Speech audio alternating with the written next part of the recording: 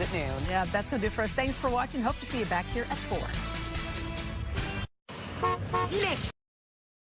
Next day, we appreciate you, and we've actually seen more and more of you coming back as we complete this first full week back to work in the new year, and we appreciate you being back with us. If you're new here, we always have a jam-packed show, so let me tell you about some of the things that we're monitoring and that you can expect in this first hour. So Choose Chicago has been the city's official destination marketing organization for years, but they are getting ready to do something new to get the word out about just how wonderful our city is and all that you can explore and experience here. They'll be on to talk about their new venture to inspire travel, civic pride, and local discovery by elevating the voices of the people who know Chicago best.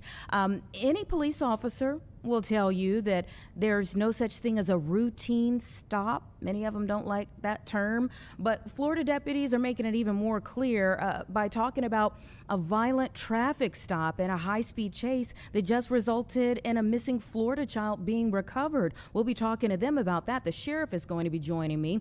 Also, we're watching the fallout and the beginning stages of an investigation into the deadly shooting of a woman in Minneapolis by a federal agent. In fact, I do believe we have live pictures from the protests that are still going on at this hour. We know our station, our sister station there, has been super busy with around-the-clock coverage since it happened yesterday. So we're expecting one of their reporters to join us sometime this hour to give us an update. That's if they have time. You can see they are moving around there. So hopefully we'll be able to bring them into the discussion. We will see. But right now, Vice President J.D. Vance is actually answering some questions from the White House briefing room. Let's listen into this.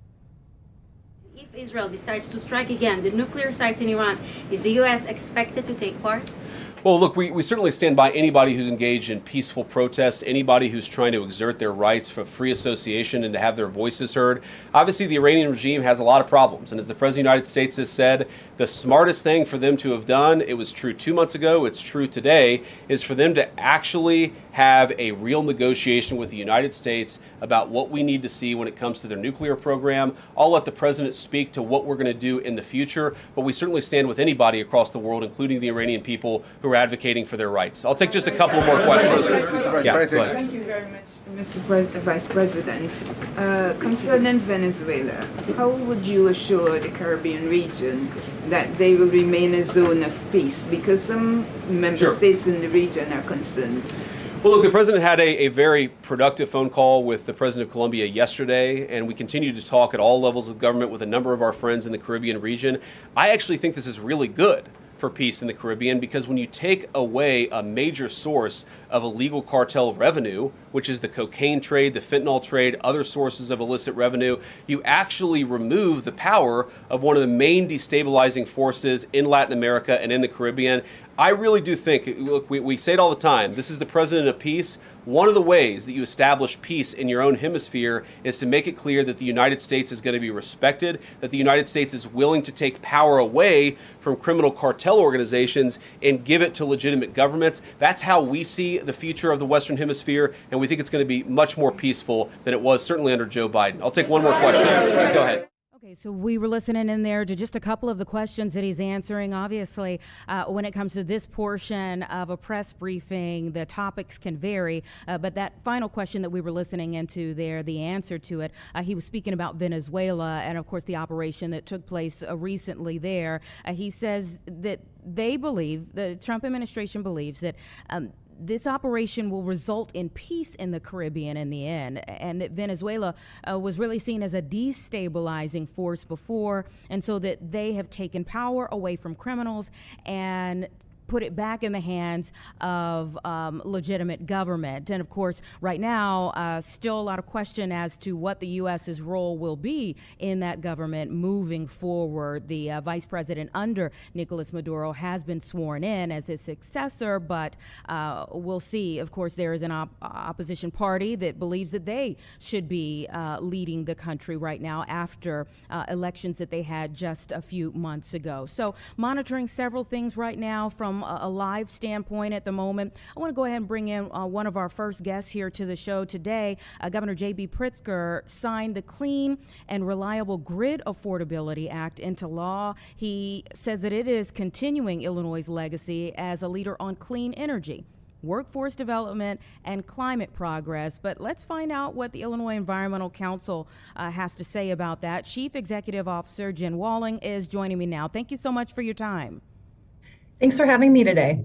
So, let me just get your first reaction to this. I mean, you've spoken in the past about an energy affordability crisis. Obviously, lawmakers see the solution to that very differently. Do you see this as a part of it? Yeah, absolutely. This is a bill that is about climate, but it's also about affordability. Renewable energy is the cheapest, easiest to get on the grid type of energy that's out there right now. And we're seeing unprecedented energy demands, mostly from big tech, and we need to respond to that immediately. We saw prices go up in June related to all of those infrastructure demands from big tech, and we need to step up as soon as possible to meet some of those needs. This is a bill with a number of solutions that address climate, affordability, workforce development, in a number of different ways. There's still more to do, but this is something that's going to save consumers money, and it's going to prevent air emissions, especially from climate change. Let's break down a few of the things that you touched on there and maybe talk about them in a little more detail. First and foremost, how this protects consumers in the long run. Sure. So there's a number of provisions in this bill that are meant to tackle price spikes. We're seeing an unprecedented demand, like I said, from big tech. And when you have that new demand, you're going to have to build new expensive infrastructure. One of the easiest ways to save money is through battery storage. This bill authorizes 3 gigawatts of battery storage. States like Texas have already seen a great return to consumers, more affordability from having battery storage on the grid, so you can make renewable energy, the cheapest source of energy, more accessible at different times of day. So this does have 3 gigawatts of storage, and it gets renewable energy grid onto the grid more quickly, so it speeds up renewable energy development and moves us forward on those things. There's also the first time in our state resource planning. So we're going to look at what the resource adequacy looks like and plan out into the future. That should be something that helps us select the cheapest forms of energy and moves us forward to help save consumers money. You mentioned Texas. Just a couple of years ago, they had a grid disaster, really. How do you see regional grid planning here for Illinois moving forward? Yeah, I think when we look at Texas, of course, one of those was that they had that grid disaster from the freeze that happened in Texas, and renewable energy really stood up during that time and was available. So there's that, but we have a lot of oversight over a whole grid. We're a deregulated state, regulated with supply, so we're procuring supply through the Illinois Power Agency, and deregulated in terms of those markets, so we can keep prices lower for consumers.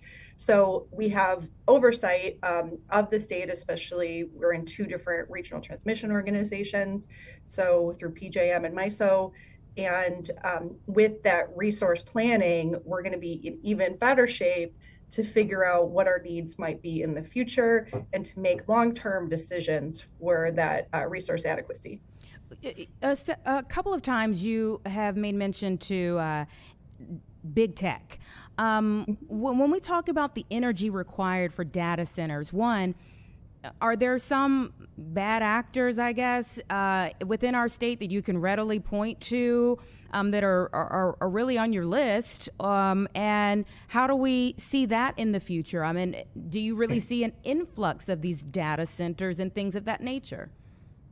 Definitely, and it's not just me that sees the influx of data centers. There was testimony from ComEd, which is the northern region of Illinois, is ComEd in the PJM territory, that there are 28 gigawatts of data centers that have put in project applications. And to give you an idea of how large that is, peak demand in the ComEd territory is 24 gigawatts.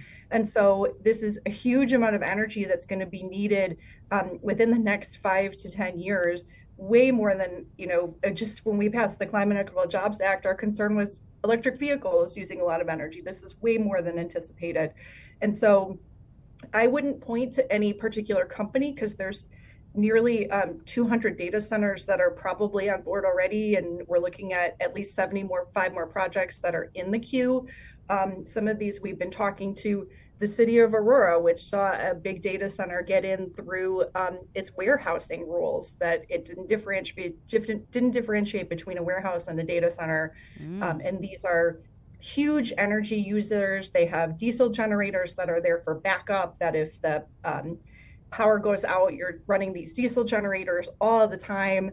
And so we have to respond to this because we're going to need to build new energy infrastructure to give access to big tech.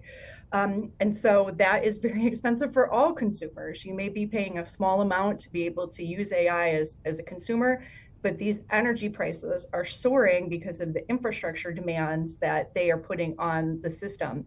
And so we need to step up. And for us, the solution that's not in this bill yet, but we hope to see in the future, is to bring your own new clean energy. And so we want these facilities to have their own energy that they build, and that it should be clean and not cause climate emissions. So those are things that we're going to be looking at the future. There's a few things in this bill, like prohibiting peak shaving for data centers, some resource planning that will help us get there. But we still have to respond. This bill will help us help consumers. There's Illinois Power Agency predicted nearly $13.4 billion in savings over the next decade, but we're still going to need to do more as we see more of these facilities use energy. Wow. This act, I would love to know about your thoughts on the programs that will be available as a result of this act being signed into law. Mm-hmm. So consumers will see a number of things. I mean, one of them consumers already use. People should be using the energy efficiency programs available to them through ComEd. And these programs, they'll do home energy audits. You can get free light bulbs. You can get low-cost thermostats. This increases access to weatherized home, purchase efficient appliances, increases funding for low-income energy efficiency programs. So I definitely recommend that consumers take advantage of that. There are some pieces, for example, on thermal energy networks, which is basically geothermal for a whole block. So we're using the power of the heating and cooling of underground to heat and cool homes. There's several projects throughout the world that are thermal energy networks, and we should see some of those piloted here. Hopefully we can see some in Chicago. And then consumers will be able to access renewable energy, not just putting it on their own homes, but also accessing community solar, which we hope that this bill will help these projects move forward more quickly, both through local siting and through some of the interconnection. It's really a response to things that are going on at the federal level that are setting back some of these plans that we have, and we need to move forward as quickly as possible. Mm-hmm. And when you say that there will be some savings for consumers, what exactly are we looking at? And I know every home is going to be different, but just generally speaking, what kind of savings are we looking at?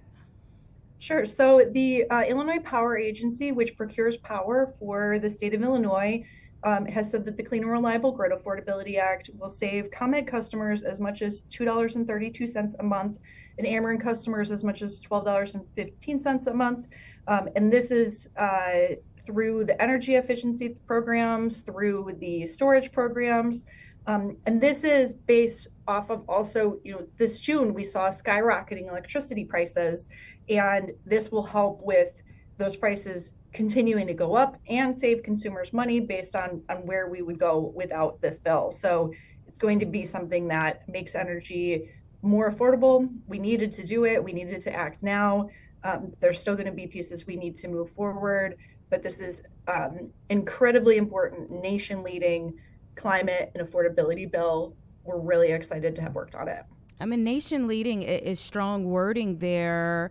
This goes into effect June 1. What are some of the other things? I mean, you referenced bring your own clean energy, but what are some of the things from the spring session or just in the future that you're still working toward or hoping for? Yeah, so definitely what we're looking for in the future will be regulation of those big tech data centers. And, there's Bring Your Own New Clean Energy. The Alliance for Great Lakes has put out a really excellent report about water usage. And it is terrifying in terms of how much water these facilities are using. And they don't need to use clean treated drinking water. They could be finding ways to reuse. They shouldn't be sucking up all the groundwater from places that are already risking groundwater.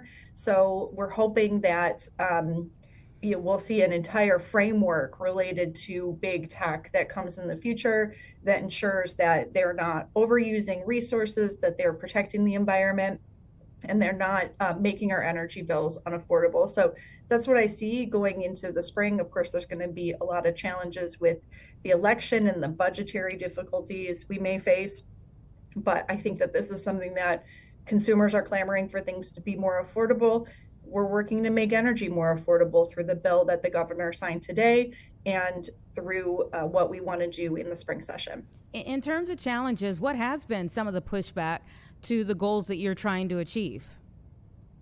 Yeah, I think that we have heard, for example, on the storage portion of this bill, there was some pushback on how to pay for it, and we think that it should be done based on ratepayers and not taxpayers.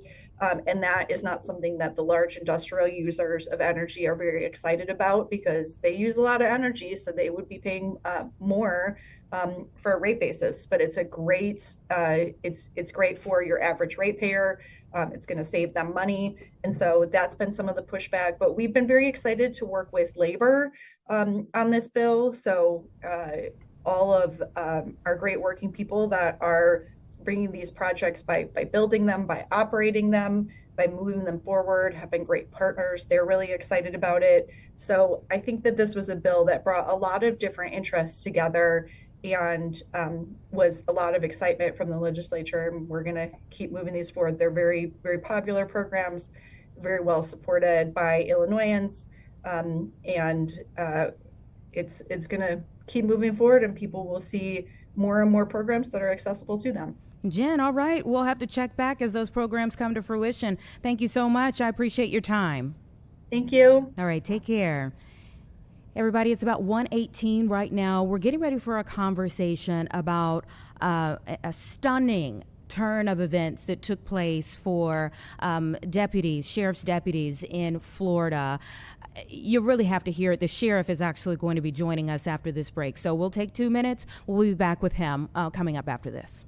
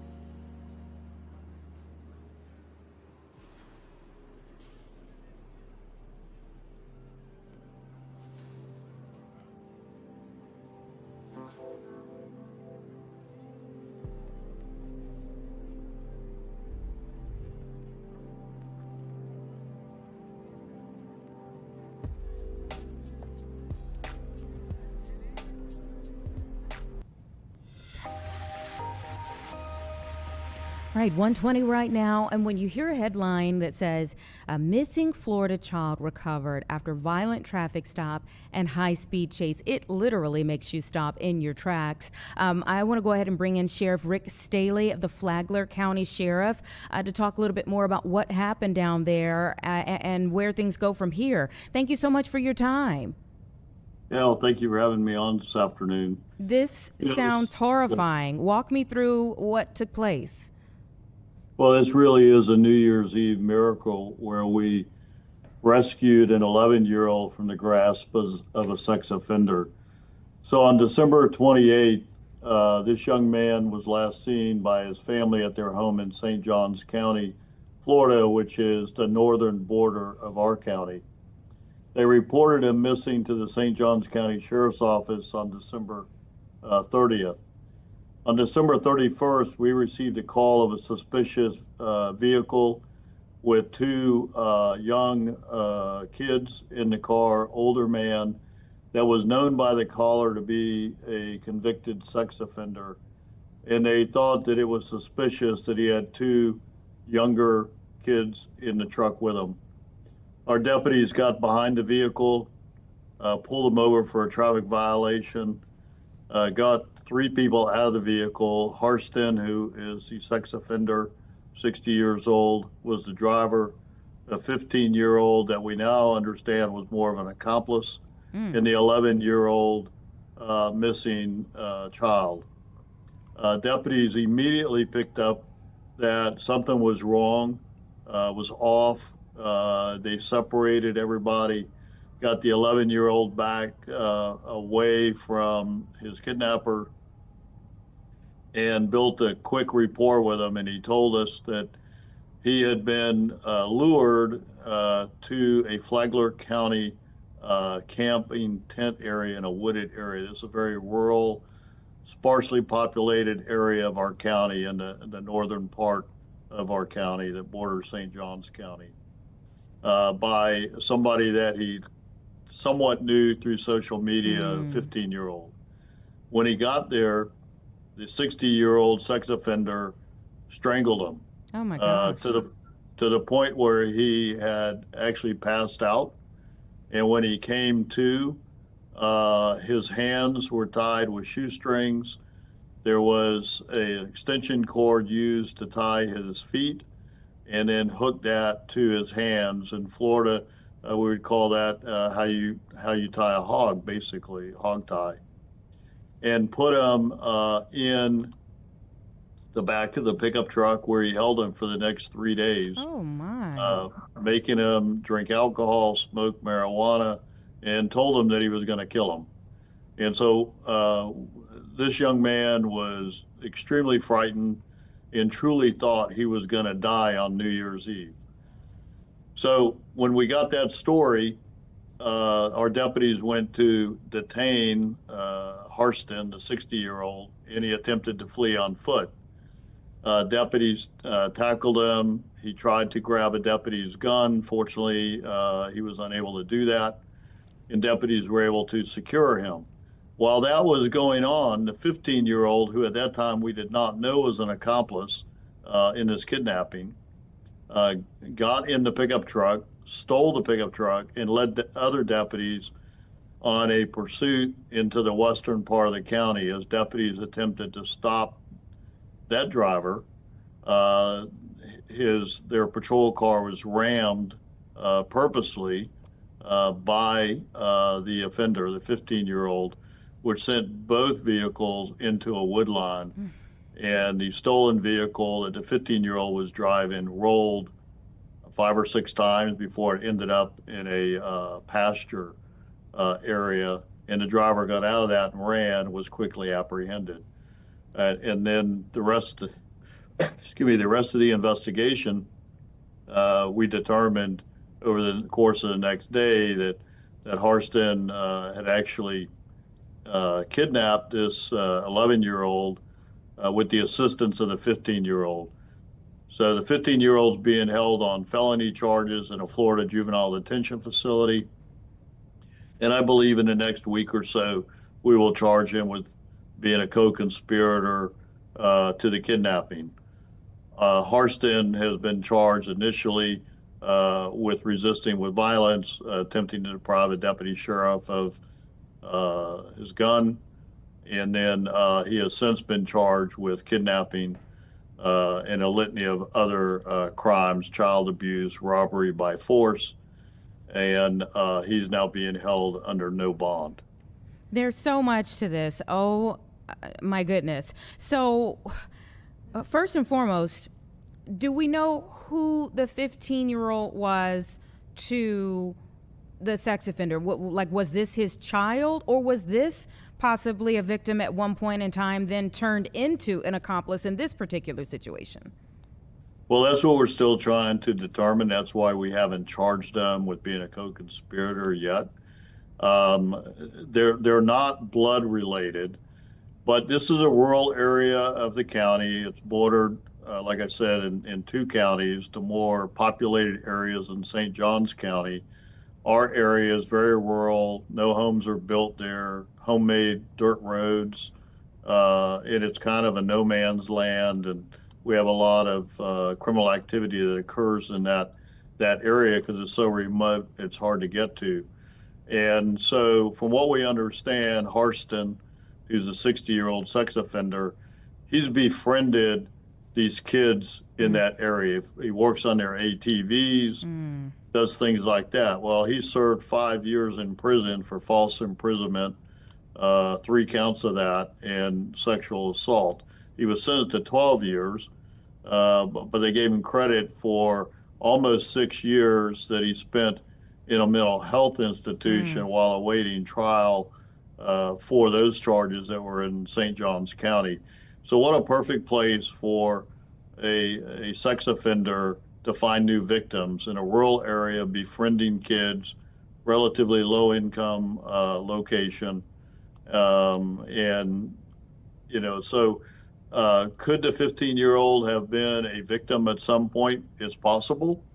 But the 15-year-old's also a very wise 15-year-old. He immediately exercised his Fifth Amendment when he was apprehended, which is certainly his right to do. But he's not telling us his side of the story. So the investigation continues through our major case unit, and everything we understand so far is that he's a co-conspirator. And the reason he is because there was a group chat that was going on between the 11-year-old, 15-year-old, and some others, talking about Harston being a sex offender and the possibility of another sex offense that he's committed, that it's an active investigation by the St. Johns County Sheriff's Office. So Harston wanted this 11-year-old basically to shut him up. Oh, my goodness. I just think, too, you know, again, about this 15-year-old, like, you know, sometimes you hear about cases where someone is abducted and they're kind of brainwashed into, even like I think back to the sharpshooting that was taking place along 95 back in the early 2000s, and you know the young man that was with that person, and the brainwashing that had taken place, turning that child then into a predator essentially. Well, that does happen. In fact, there's lots of studies on that. It's called the Stockholm Syndrome, when they kidnap somebody and then the kidnapped individual then starts identifying with the kidnapper and feeling sorry for them and stuff like that. So, you know, we're looking, I've got a very good team here, and we're looking at all aspects of this case. But I truly do believe at the end of the day, clearly when he stole the vehicle and fled, shows that he knew what was going on, and he knew what was about to occur to Harston, and he was involved in that. And he made decisions that could have killed the deputy sheriff, frankly, decisions that could have killed himself. Yeah. Fortunately, none of that happened. But I do believe that in the next week, 10 days, we will have enough evidence to go to our state attorney and charge him as a co-conspirator to the kidnapping. And in Florida, our state attorney has the right to charge you as an adult. So we'll see if our state attorney will do that. But based on this 15-year-old's action, quite frankly, he's a candidate to be charged as an adult in the state of Florida. And we know a bit about the history behind Hairston, the sex offender. Do we know whether the 15-year-old had a prior record? We do have some of that information. Until we make an arrest, we're not releasing that because it's confidential until more serious charges are filed on the 15-year-old. Mm-hmm. All right, let's talk about the 11-year-old. So 3 days of hell, for lack of a better way of putting that, with these two others, and we're reconnecting the 11-year-old with their parents. I mean, can you kind of tell us about that moment? Well, sure. I mean, it was a great way to start out the new year. The parents now know that their child is back home safe. I'm sure he's going to need some counseling. Mm-hmm. It's not something that you're going to get over right away. We have no indication that he was sexually abused by this sex offender, but he was physically abused. Strangulation. He had clear marks and injuries to his neck. He passed out. And when I say he passed out, he was very close to dying. That's how hard he had been strangled by this pervert. And all indications are that they were going to kill him that night. And so, it's great that he's alive. It's great that the family has been reunified. But he's going to need counseling and some help. This is a life-changing event on whether or not he is going to trust adults in the future, trust in relationships. So hopefully his parents and the services that we have in Florida can assist him. But he's very thankful to have been rescued, because that's really what it was. We got him out of the grasp of a sex offender. Golly. I mentioned at the top of our broadcast today that there's no such thing as a routine stop, and that this really is an example of that. Can you expound on that a little more? Sure. So we use a lot. We have a philosophy that we educate our community on here: see something, say something. And we would rather, if you see something that doesn't look right, you know what's right in your community, you know what's right on your neighborhood, and what's wrong. So call law enforcement. We would much rather come and investigate it and find out it's nothing than to find out that you didn't call. Now you're a witness, and maybe it's a homicide, maybe it's a robbery, maybe it's a burglary, whatever the case may be. In this case, a citizen knew the driver of this pickup truck was a sex offender, convicted for false imprisonment, sexual battery, in lewd and lascivious activity on minors in the past, and called because he saw two kids in the pickup truck with him. And because of that, we rescued the 11-year-old and likely saved his life.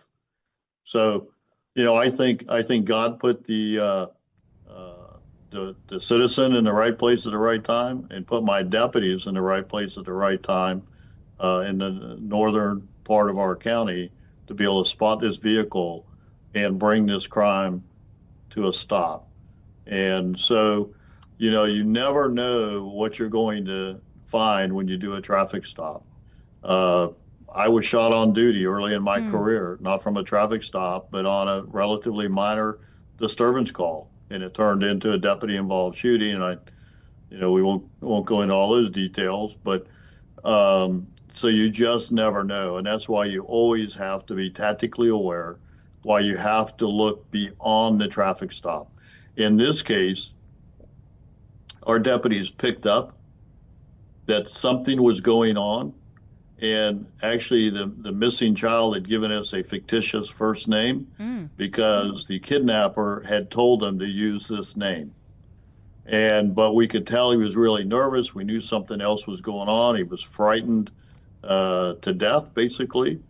And as soon as he realized he was in Flagler County, out of St. Johns County, and out of the grip of the 15-year-old and the 60-year-old, then he basically opened the floodgates and told us what was going on. And that's all because the deputies were perceptive that something was up and built a very quick rapport and told him that he was basically safe now, that we were here to protect him.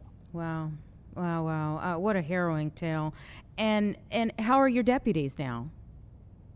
Well, they're good. They're still, the one that was in the car crash from being rammed, the airbags, everything went off. So he's pretty sore.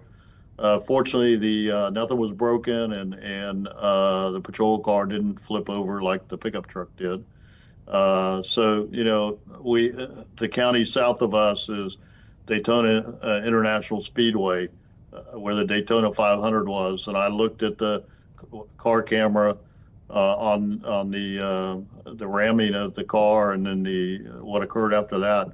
It was like a NASCAR crash in a turn down here, quite frankly. So I talked to him about that, and he said, I knew it was going to hurt. He said, but I just nothing I could do. I just went for the ride.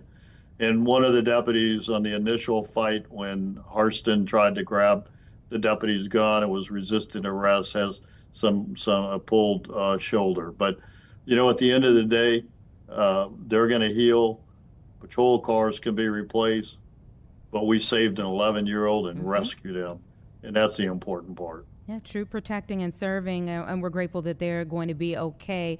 What are your warnings for parents? I mean, 10 to 11 years old, I feel like that's where a lot of people start to have the battle over social media with their kids these days. How much to allow them to even consume on social media, what barriers to put in place. There are just so many questions. What is the warning you would give for parents, especially having gone through this situation?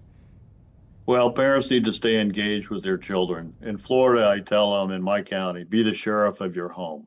Because if you won't be the sheriff, then ultimately I may have to be, or one of my deputies will have to be the sheriff. So know what your kids are doing, what they're doing on social media. There's software apps that you can download to help protect your children. We have a whole digital forensics unit in the sheriff's office because there's so much activity that goes on that's criminal related behind that keyboard. And this case started with a group chat with mostly teenagers. And one of those teenagers happened to be a friend of Harston. And so you really have to know what your kids are doing on the social media, because, when I was growing up, you were concerned about the perverts that hanged out in the playground. Yeah. Well, today, the perverts are keyboard warriors, and it's the whole internet that they take advantage of. And the internet can be a very dangerous place, and kids are not aware of that. So you have to educate your kids, and then but be aware of their activities. Yeah, yesterday we were doing an interview with an attorney about a lawsuit regarding a particular gaming platform, and there, in the response, the gaming platform kind of said, well, we're going to go into like facial recognition and everything. And I think about, in this particular situation, how that wouldn't have changed it, because there was a representative of the sex offender doing his bidding. Right.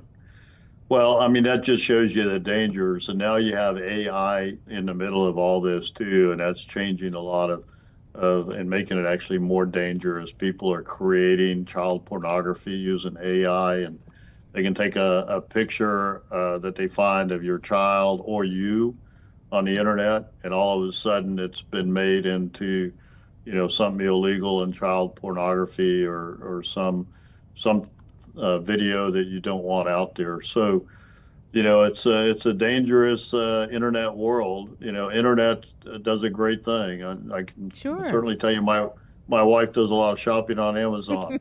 So there's always, whenever there's something new and beneficial, the criminal element and offenders always find a way to turn it in negative and to make it work for them and what they want to do. And so law enforcement and parents, you have to stay up on your game and know what's going on. Yeah. Can we say what platform it was that they were communicating? It was a version of Snapchat, but that was not the exact software. Okay. All right. Any But other? you know that Go I ahead. would just say there are so many different social media platforms out there. You've got Discord 764, which is pretty much an underground chat room that we have a lot of issues with across the country. We've had it here in this county, but that's just one of hundreds that are out there. Well, you enlightened me. I had never heard of that. What was it? 764? You said. 764. Just if you we arrested an 11-year-old, extradited him back from Henrique, Virginia, Enrico, yeah. to face charges, and he just if you just Google, you have to put the word Discord in front, otherwise you get every zip code and phone number of 764. But Discord 764, the platform, social media 764, and it basically, sadly, is a textbook on some very serious crimes that teach juveniles how to do it, from self-mutilation, Oh my goodness. animal cruelty. It's really bad. That's just one of many that are out there. Well, I'm glad that you mentioned it because, again, for those of us who didn't grow up in a social media generation, who are parents especially or guardians, you might not even know what it is that your child is on or that the child in your care is on. So it's good that we're just getting the names or the numbers or whatever it is so that we can be aware that it's out there to do our own research from there. Thank you so much for taking the time to chat with me today. I hate that it's under these circumstances.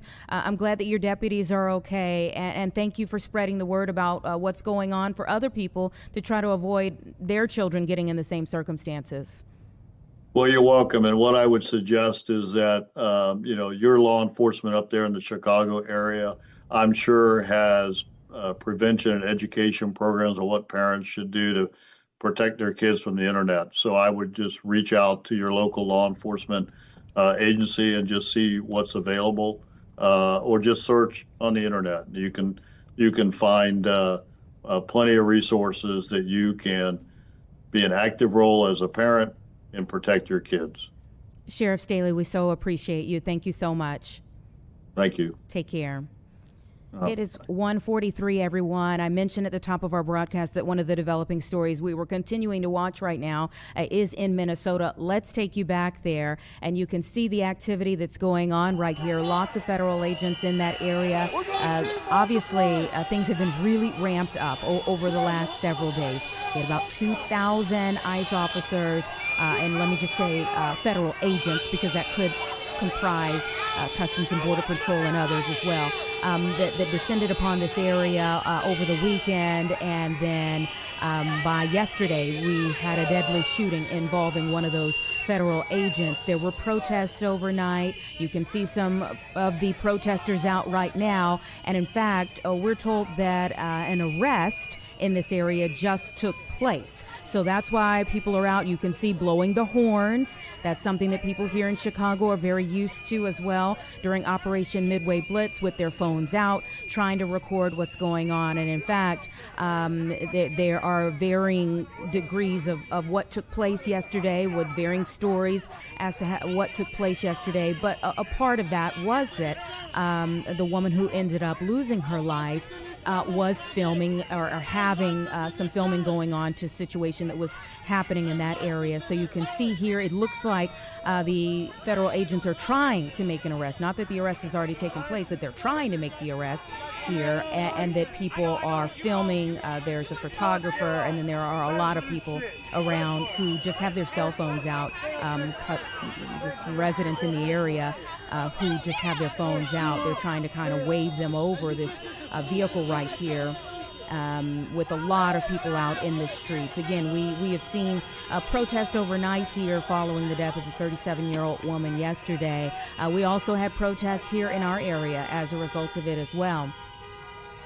both last night and even into this morning at 10 a.m., former Mayor Lori Lightfoot announced an ICE accountability group that she is starting here in this area to look at incidents that have happened here in the Chicagoland area. So a lot taking place there in Minneapolis and in Minnesota as a whole that we have been watching, especially over the last 24 hours, and that we'll continue to watch as we get new information about what's happening here. We will continue to update you. It's 1:45 though. Let's take a quick break, about 2 minutes, and we'll be right back.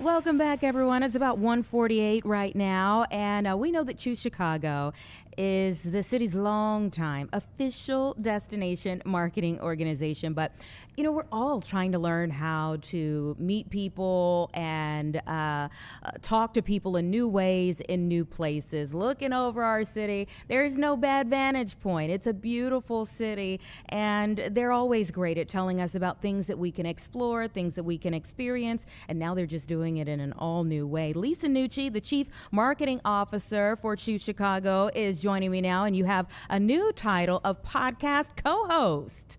I do, officially today. So thank you so much for having me. Absolutely. Great to have you here. Congratulations. And tell me a little bit more about this new venture you all are on.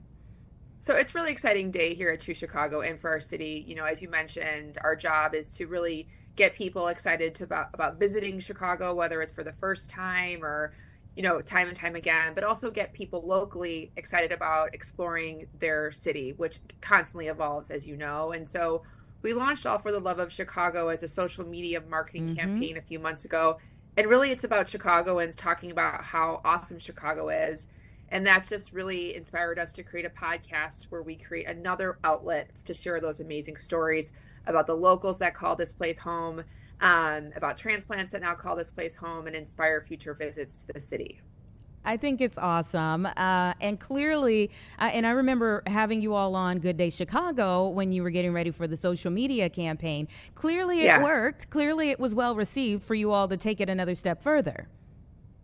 Absolutely. And I think my favorite thing to do, I always say it's the solve for the doom scroll, is just follow us on social at All for the Love of Chicago. And now you can follow our podcast, and we're going to bring you real ideas, timely ways to explore the city, things you may know, things that are hidden gems that you may not know. And this is what Choose Chicago does every single day. And so It's just going to be another way for us to embrace the city and tell the world about how amazing it is. Tell me a little bit more about what we can expect. I mean, in terms of the format and how you all are going about getting these people on the show. Well, we have a lot of ideas. We're no shortage of creative ideas, but the show is going to be, we're going to have a show released every other Friday. So the first one's coming out next week. And it's going to be about a 30 to 40 minute long format podcast where we talk about the latest things happening in Chicago. And then we have normally a special guest. So the first one that we're going to be focused on is Restaurant Week, which is coming up, which is super exciting. And so it's going to be letting people know about all the ways that, you know, they can get their bellies full with Restaurant Week. And then we're going to talk about some exciting things happening in and around our neighborhoods. And that format will probably be what we follow for the first few months. And then we'll hear from listeners about what works, ideas, and just excited to keep it timely and exciting. Well, restaurants in the 77 neighborhoods are two things that could keep you going for a long time. And when you think about doom scrolling, I doom scroll through posts that are about restaurant experiences here in the city. I could go from one to the other for quite some time. Awesome. Well, that's positive doom scrolling. Yeah. But which is fantastic. And so love that it's inspiring you. And I really think Restaurant Week is such an example about how vibrant our neighborhoods are, how diverse. And so it's been wonderful to be able to focus on that for our kickoff for our podcast. Yeah. What are you, maybe, I mean, when you talk about like the format, but going past that, like what are you hoping to take from this yourself? You know, I'm a lifelong Chicagoan, and I think that this job is such a responsibility to myself, to the organization, but also to a city that's, you know, done so much for my family. And so I think through All for the Love of Chicago, I've been able to learn more about a city that I feel like I know. It's my hometown, but also to get out of the Midwest nice, the Midwest humble that we all have, and just shout a little bit louder about how fantastic and dynamic and different our city is. And, you know, I think you see a lot, you know, people talk a lot about our city, but it's time for us to tell our story like only we can. And so All for the Love of Chicago is really about giving Chicagoans a platform to talk about their hometown. I think it's so needed, and I think it's going to take off for sure. When can people start to find it? And you said it's going to be on a every other Friday basis. So when is going to be the first Friday that we can look for it? Yeah, so you can, anywhere you stream, you can go on and make sure that you follow us on Spotify or iTunes. And our next episode is going to be released next Thursday. And we'll make sure as much as possible that people know when it goes live. And then we're planning on releasing a new episode every other Thursday. And there might be some special surprises along the way. We have a lot to talk about. So next Thursday is our first episode release. Thursday. Okay. All right. And tell me this. What do you think it says that you all are even starting a podcast? Like, you know, when I was getting ready to speak to you, I'm like, yeah, we're all kind of looking for where are people now? I mean, we're all in a changing business and molding and shaping ourselves in new ways. So what does it say about where we are that you all are doing a podcast? I mean, I think it's more challenging than ever to reach people. There's so many ways that people are consuming information and content. And we know that Chicago has a really amazing story to tell. And so the fact that we're moving forward with a podcast because we have a lot to say just shows that we are pulling another trick out of our sleeve to get people to feel more connected about us. But I would say the difference that we see is that storytelling is a huge deciding factor with how people decide to make travel choices, right? They get inspired from a recommendation or they see something on Instagram.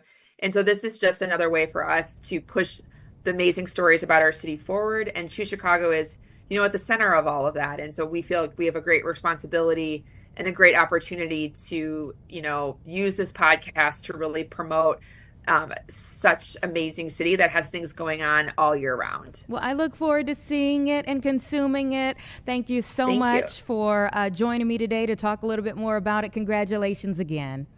Appreciate it. Have a great rest of your day. Same to you. Everybody, it's 1:55. Let's take a quick break. And Leslie Moreno, one of our new reporters here at Fox Chicago, just walked in the room. We're going to talk to her about her story that so many people have been following over the last few days. Stay tuned. That's coming up after this quick break.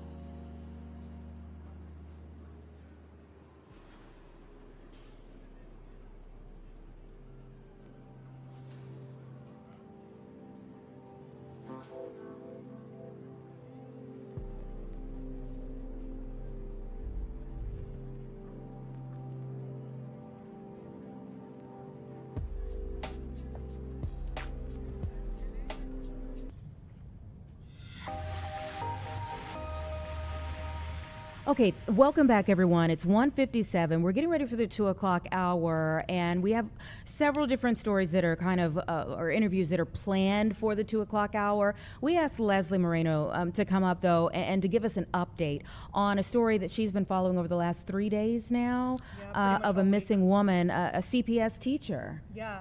So let's walk through a timeline, right? So she and her husband were watching a movie on Friday night. He says she went to bed early.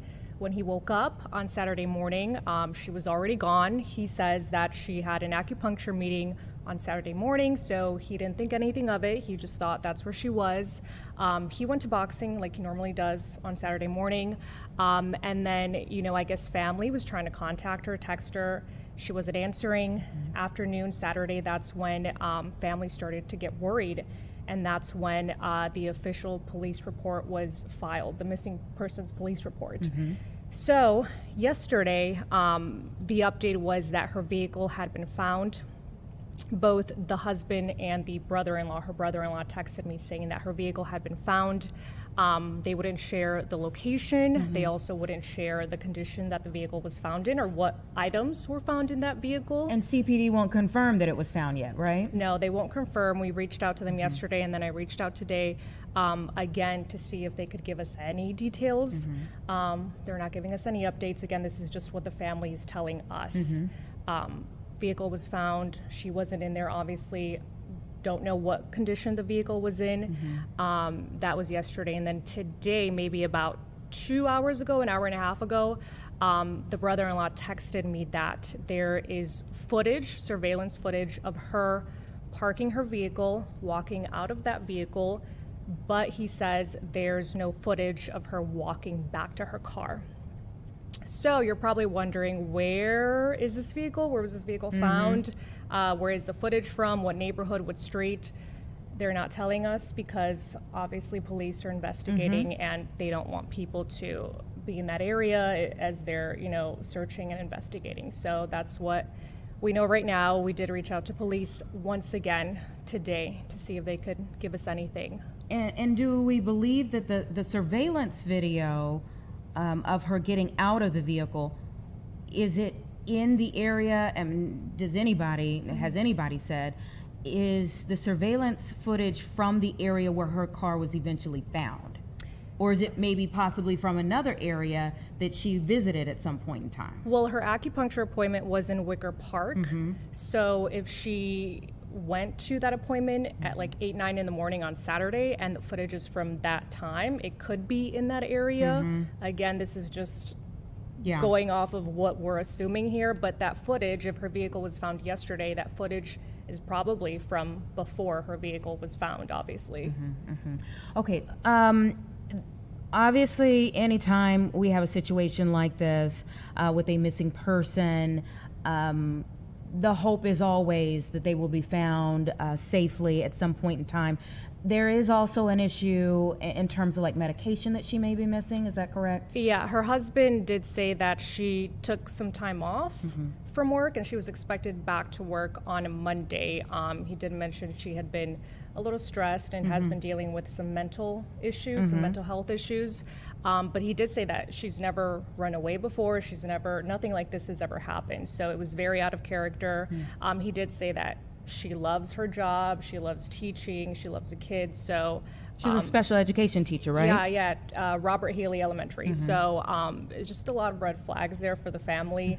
And because of this surveillance footage that they're talking about today, they believe that she may still be on foot because her vehicle was found yesterday, she wasn't there, and that surveillance footage, so she may still be walking around, wandering. So they're urging, again, the public to keep an eye out for her. And we hope, we were just doing an interview just moments ago with a law enforcement officer who talked about that aspect of if you see something, say something. We certainly hope that anyone who would see her would, give the authorities a call. We've heard from her husband and the brother-in-law. Have we heard from anyone in her immediate family? No, I haven't heard from anyone aside from her brother-in-law and the husband. The only other, people is the school, the district. They have also sent out a memo just letting families know that they're offering services, to the students, to the staff who know her. Also urging as well people to keep an eye out for her. And the family as well, again, she was last seen in the Bronzeville area, 4500 block of MLK Junior Drive. So keep an eye out in that area, as well as Wicker Park, where her acupuncture appointment was at, and just like anywhere in between. Let me ask you this. Obviously, comments can be cruel. We don't know the outcome. We honestly don't know the nexus of this at all. We don't have a whole lot of information as of right now as to how all of this played out. And we've only really heard, as you said, from 2 people involved in the situation. Do we know that the police are looking at anyone in particular? Or right now, is it that they are just doing a general investigation? They have not named any suspects. Again, they have not given us any information aside when she was last seen, when she was reported missing. I know there's a lot of speculation out there. That's hard to ignore, but again, we can only go off what police are telling us. Yeah. And, this family is worried. Their loved one is missing. This teacher that is loved by so many. So just, continue to urge the public to keep an eye out for her, and we're all hoping that she's found safe. And you spoke to some of the parents from that school, and it really struck me that, how do you have a conversation with your child about their teacher who they're seeing on the news in this type of situation? What were the parents saying to you? Yeah, the parents, everyone in that neighborhood, in that town, in that community is aware of this story. Everyone is posting about it, talking about it. The kids as well, even when we're out there, they're, recording and taking pictures. So it's definitely a tough conversation. The school has been doing a good job, it sounds like, of providing services to the staff and to the students, and just having that conversation with your kids as a parent. They're seeing it everywhere right now. Have the police talked any more at all about like search teams or anything about what's going to happen moving forward? No, I do know that the family, the husband, I think on Tuesday or Wednesday, when I spoke with him, he was actively physically searching. He said hospitals, hotels, shelters, any areas that she frequents. So I do know that the family is actively physically looking for her. Yeah. As far as any like search teams or search crews that are, set to happen or take place, nothing confirmed right now. Again, police aren't really telling us much, and a lot of the questions that we have as well, it's could be answered with police information, but they're investigating as well, so it could be the reason why they're not giving us too much information right now. Not much information, and this story has now gone national. Talk a little bit about that. Yeah, it's all over. I just did an interview this morning with Nancy Grace. It's just all over the place. There are a lot of speculations, a lot of theories, but again, we have to remember that everyone is innocent until proven guilty. So we can't really speculate. We can't say what we think, because the facts are what the police is telling us, and there's so much that we probably don't know that they know or the family knows that we just don't have the answers to. So something to keep in mind. Well, thank you for continuing to stay on top of this. We have seen it at the top of our list for the last several days as people have been looking for more and more information as to what's taken place here, how things are developing. Is this a story you're going to be working on this evening? Probably. It just depends. We're trying to get a hold of that surveillance footage, if police will help and cooperate, and I'm waiting on the family really to give us the green light on where was the vehicle found, where was the surveillance footage, just so we can have something to work with and give the public. And I think in many situations like this, people would say her name. Linda Brown. Linda Brown. We are hoping the best for Linda Brown, praying for her family during this difficult time, and we'll continue to keep everybody updated. Thank you for staying on the story. Thank you. Okay. It's 2:07 right now. Let's take a quick break, and then we'll get back to some of our other planned conversations.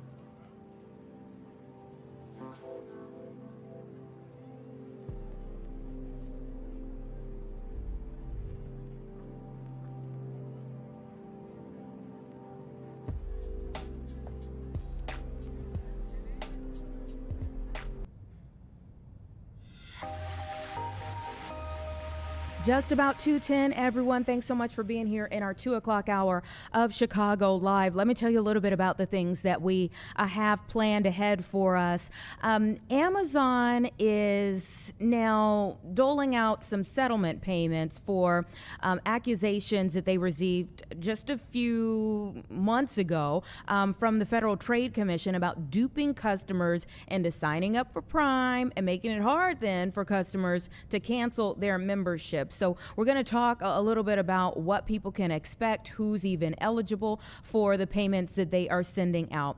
Also, we're going to be talking a little bit more about layoffs, job cuts and layoffs as we start a new year, and we've talked a lot about, the economy kind of being, up and down. Usually we're showing you the big board at some point in time through our show, but we're waiting on job numbers too tomorrow to come out, and already we're hearing about where things are, where things stand generally speaking as the new year begins when it comes to cuts and layoffs. So we're going to get the latest data on that. We are your home of the Bears, and so we're all about this game on Saturday. We're going to talk a lot about it and cover it from all angles as we get ready. Yes, as we take a live look now. Listen, we have rarely seen another flag other than the American flag right here from this vantage point in this camera. And you see right there, this is the energy in the city right now. We are all about the Bears. And so you see that Bears flag hanging high and looking great in the wind right under Old Glory there. Yes, we're going to talk a little bit more about maybe more wind and a little something else that may be coming along with it in the wind by this weekend with our chief meteorologist in just a bit. But first and foremost, we're going to talk about, I don't know if it's a strange theft. It was a little strange to me, but it was the theft of several Funko Pop figures. If you've never heard of Funko Pop figures, you're not alone. Let me just say that. But it totaled about $5,000. And I want to bring in Sergeant Dwayne English of the Joliet Police Department to tell me a little bit more about the theft that took place and also the background on the person who is involved in the theft. Thank you so much for your time. Good afternoon. Thanks for having me. Absolutely. Great to have you here. I will admit, it was my first day hearing of Funko Pop figures. Maybe I've seen them, didn't know the name, but tell us all about them and what happened here. Well, and I kind of join you in that. I know all Funko Pops. I am a little bit familiar. I don't own any or anything like that, but they are small collectible items like dolls. And a lot of them, are found out in culture, like, everything from like Darth Vader to the president to anything you can think of. There's essentially a Funko Pop that's been made after this person or this entity, whether they're real or not. So, and like any collectible, there's bound to be some that are just more valuable than others. I don't know which ones are more valuable, but on January 3rd, about a little after 4 p.m., our officers went to a call over in the 300 block of Marble Street in our city where they were advised that a male and female duo had stolen a large number of Funko Pops. And now that we know there are 32 Funko Pops taken. And the information that the officers were given at the time were that the male and female were frequent visitors at this residence, were very well known to the tenant, the resident of the residence, and that I guess somewhere during a visit, the male, who we now know as Demetrius Green, that was arrested, had mentioned that he had left his phone inside. It sounded like the male and female that were arrested were getting ready to leave the residence.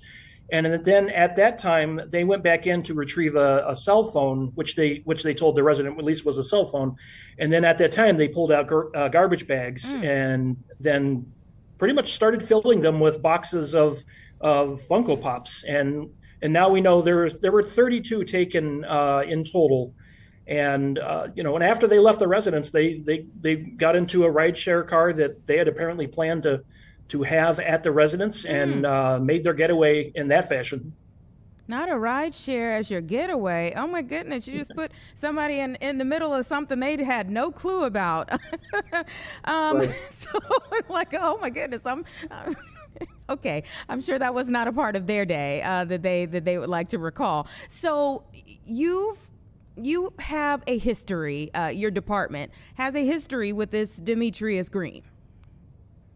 Yes, there have been previous arrests. I don't have those previous arrests in front of me. However, he is known to our department. Yes.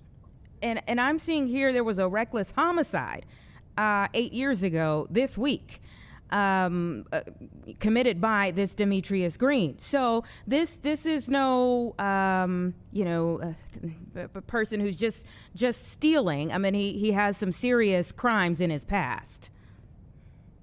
Right. Yeah. From what we know, I don't have the particular details in reference to that charge years ago. However, yeah, I mean, typically people that are involved in crimes like these, we often find, especially in something as brash and brazen as this, that the people who commit these crimes often are involved or have been involved in the past with either similar crimes or, as we're seeing here, much more serious crimes. Yeah. There's apparently also another crime story there that involved him just from November, with an arrest following an incident at one of the liquor stores in that area. So talk to me a little bit about repeat offenders and how frustrating that can be when you all come in contact with them. Yes, it is particularly frustrating. In using this case as an example, Mr. Green was, like you mentioned, was arrested by our department just within the last couple months, from resulting from a disturbance at a liquor store, and he was released on a notice to appear in court on that charge, and part of the requirements of that notice to appear is to not be involved in additional criminal activity. Well, clearly, his arrest on January 3rd, violates that, and so he was charged with violation of pretrial release.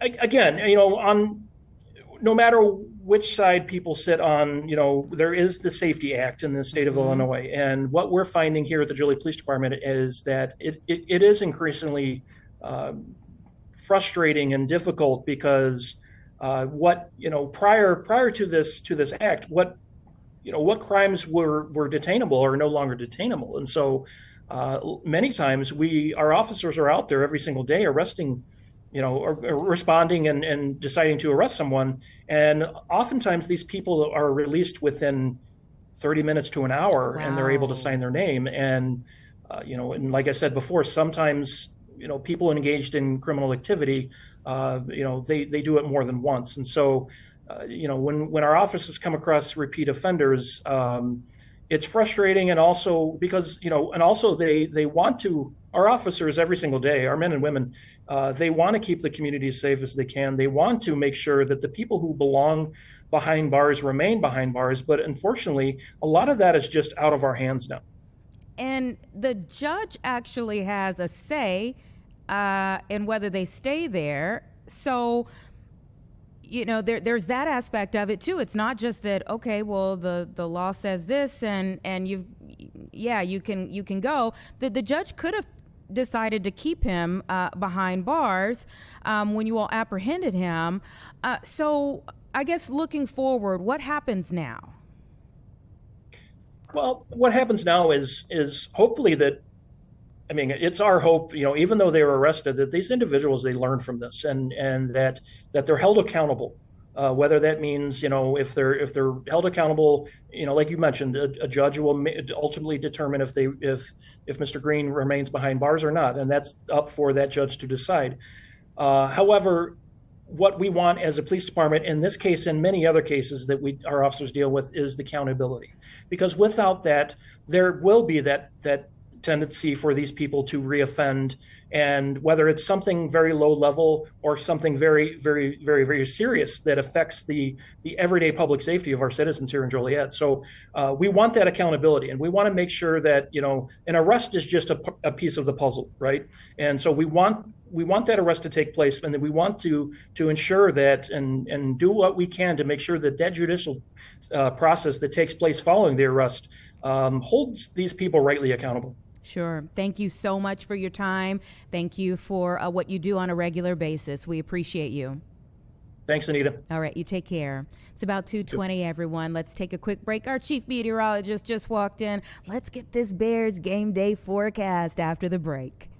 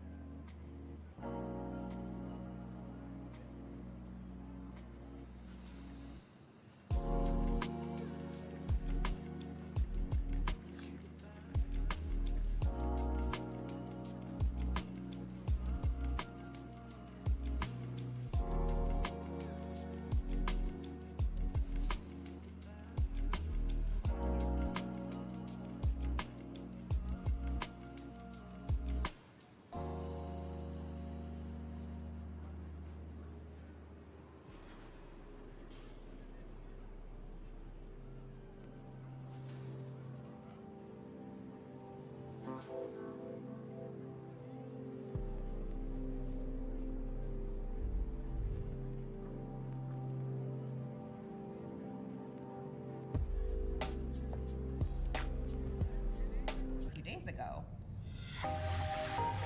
2:22 Bears, Packers, Saturday, about 7:10 is the kickoff. We know we're bringing the heat on Saturday, but a lot of people are wondering if it's going to be snowing while we're bearing down. Well, we're bringing the heat, but I don't think Mother Nature is. So, today Mother Nature is bringing the heat. That's for certain. We're in the 50s today. Technically, we'll be in the 50s tomorrow. But Saturday, it's one of those backwards days where we're going to see falling temperatures. So high temperatures on Saturday. If you're looking at the forecast, you're going to see that temps are right around 40. Well, that's going to drop through the day. And you can see here, too, that we have a very good chance of precipitation, Anita, that I think is going to be starting as rain, transitioning over to snow as those temperatures drop. And then, as you just mentioned, the kickoff is at 7:10. Temperatures by that point should be right around 30, if not already slipping into the upper 20s.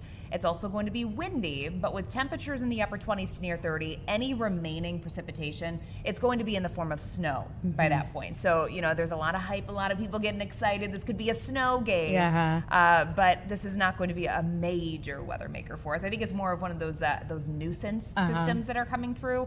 So I think by the time kickoff happens, we're going to have scattered snow showers around, but the bulk of the system and the precipitation, it's already moving away. So I think some people are going to be happy about that. Other people are going to say, I wish I would have had that snow game. But, it doesn't look like it's a major event for us. It's more of one of those nuisance systems coming through. So rain to snow on Saturday, but the game, if folks are heading out for tailgating, of course, prior to that, you are going to have that rain-snow mixture, and you're going to have the wind. Temperatures, I think, by late afternoon, when a lot of people are really going to be heading out for tailgating and any sort of events, we're likely going to be in the mid-30s by that point. Again, kickoff temps right around 30, but then by final quarter, I think we are very easily dropping into the low to mid-20s. Wind chills are going to be in the teens. So, that's the type of weather I guess the Packers, can do pretty well in. I think the Bears will do just fine as well, but fans are going to be, it's going to be chilly because we will have those wind chills in the teens. It's definitely not one of those games where one or the other team has the outright advantage when it comes to the weather. Yeah. Given these two teams, you're right about that.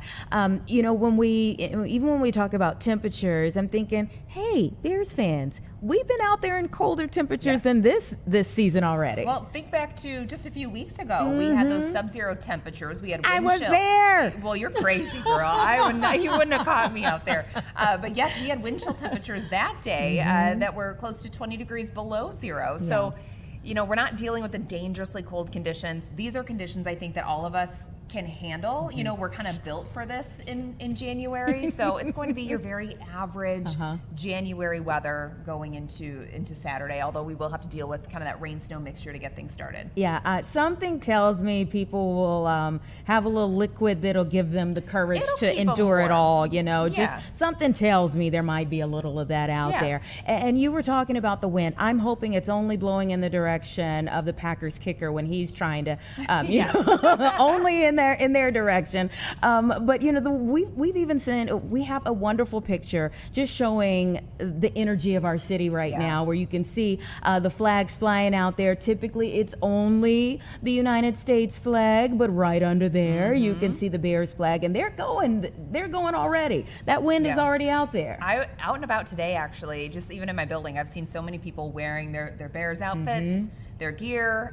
You know, this is a game that a lot of people are really excited for, and I do think that, yes, we'll have a little bit of weather to deal with, but by game time, it's just scattered. We can deal with it. The biggest issue is just going to be the cold, and yes, it's cold, but it's not going to be that cold. You know, wind chills in the teens. You can dress for it and deal with it. And we've certainly been, I don't know, is spoiled the right word this week with temperatures? This week, very spoiled. So out there right now, it actually feels like spring, and, you know, you can't complain about the warmth this time of the year. I mean, it looks a little dismal at the moment from the 2800 camera. It almost feels humid, Anita. Yeah, like my hair fell. Look, we were asking about your day. That was the spoiler. It, everybody. But yeah, you're going to notice there's a touch of humidity out there today. We have temps that are in the 50s, but actually our highs today, they're going to be set just before midnight. So we have a warm front that's going to be moving through. We actually have rain. We have storms in the forecast for later on today. There is a small risk that we could be dealing with some strong to severe thunderstorms east of I-55. Now, the main concern with any storms that do end up developing later today, it's going to be in the form of damaging wind gusts. So I'm not concerned about tornadoes. I'm not concerned about hail today. It's really that damaging wind threat. And the environmental conditions are almost right that we may not even need a thunderstorm to kind of tap into those winds aloft. So even some of the stronger showers that are a little bit taller, they could tap into that wind at the upper levels and bring it down to the surface. So we'll be watching for gusty winds. I think the time frame to be most concerned about is going to be 6 to 10 p.m. After that, we're in the clear. And then tomorrow is just about falling temps. So your high on Friday, if you're looking up the weather and you see that the high says in the 50s, don't be fooled. We will be sleeping. We're not going to see it because tomorrow's high temperature, that 58, which is very impressive, by the way, that's where we should be at midnight. Daytime temps are going to be in the lower 40s, so a much more cool and kind of dismal day for tomorrow. And then Saturday, of course, we already covered that for the Bears-Packers game. By Sunday, seasonably cool. And then next week, Anita, we actually have another warming trend, at least for the first half of the week. And then late next week, and even from the Climate Prediction Center, it's looking like we could see a little bit of a pattern flip for the second half of the month. So the first half of your January, it's been very mild. You know, we've had a couple cooler days here or there, but overall speaking, it's been above average. The second half of January, we could kind of get back to reality here. Okay, well, I'm hoping that rain, snow mix, or whatever for next week, that's just Packers tears. Yeah, there we go. That's all it is by then. Thank you so much. We appreciate you coming up. We'll see you starting at 4. Everybody, it's 2:28. Let's take a quick break.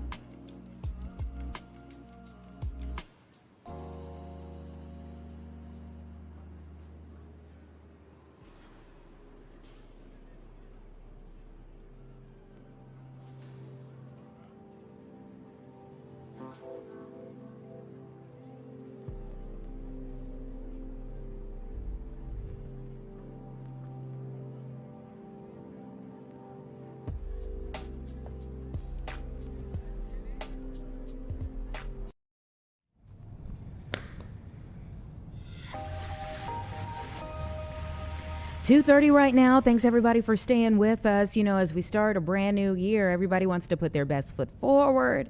Hopefully, you know, if you're on your job, you're feeling really good about where things stand.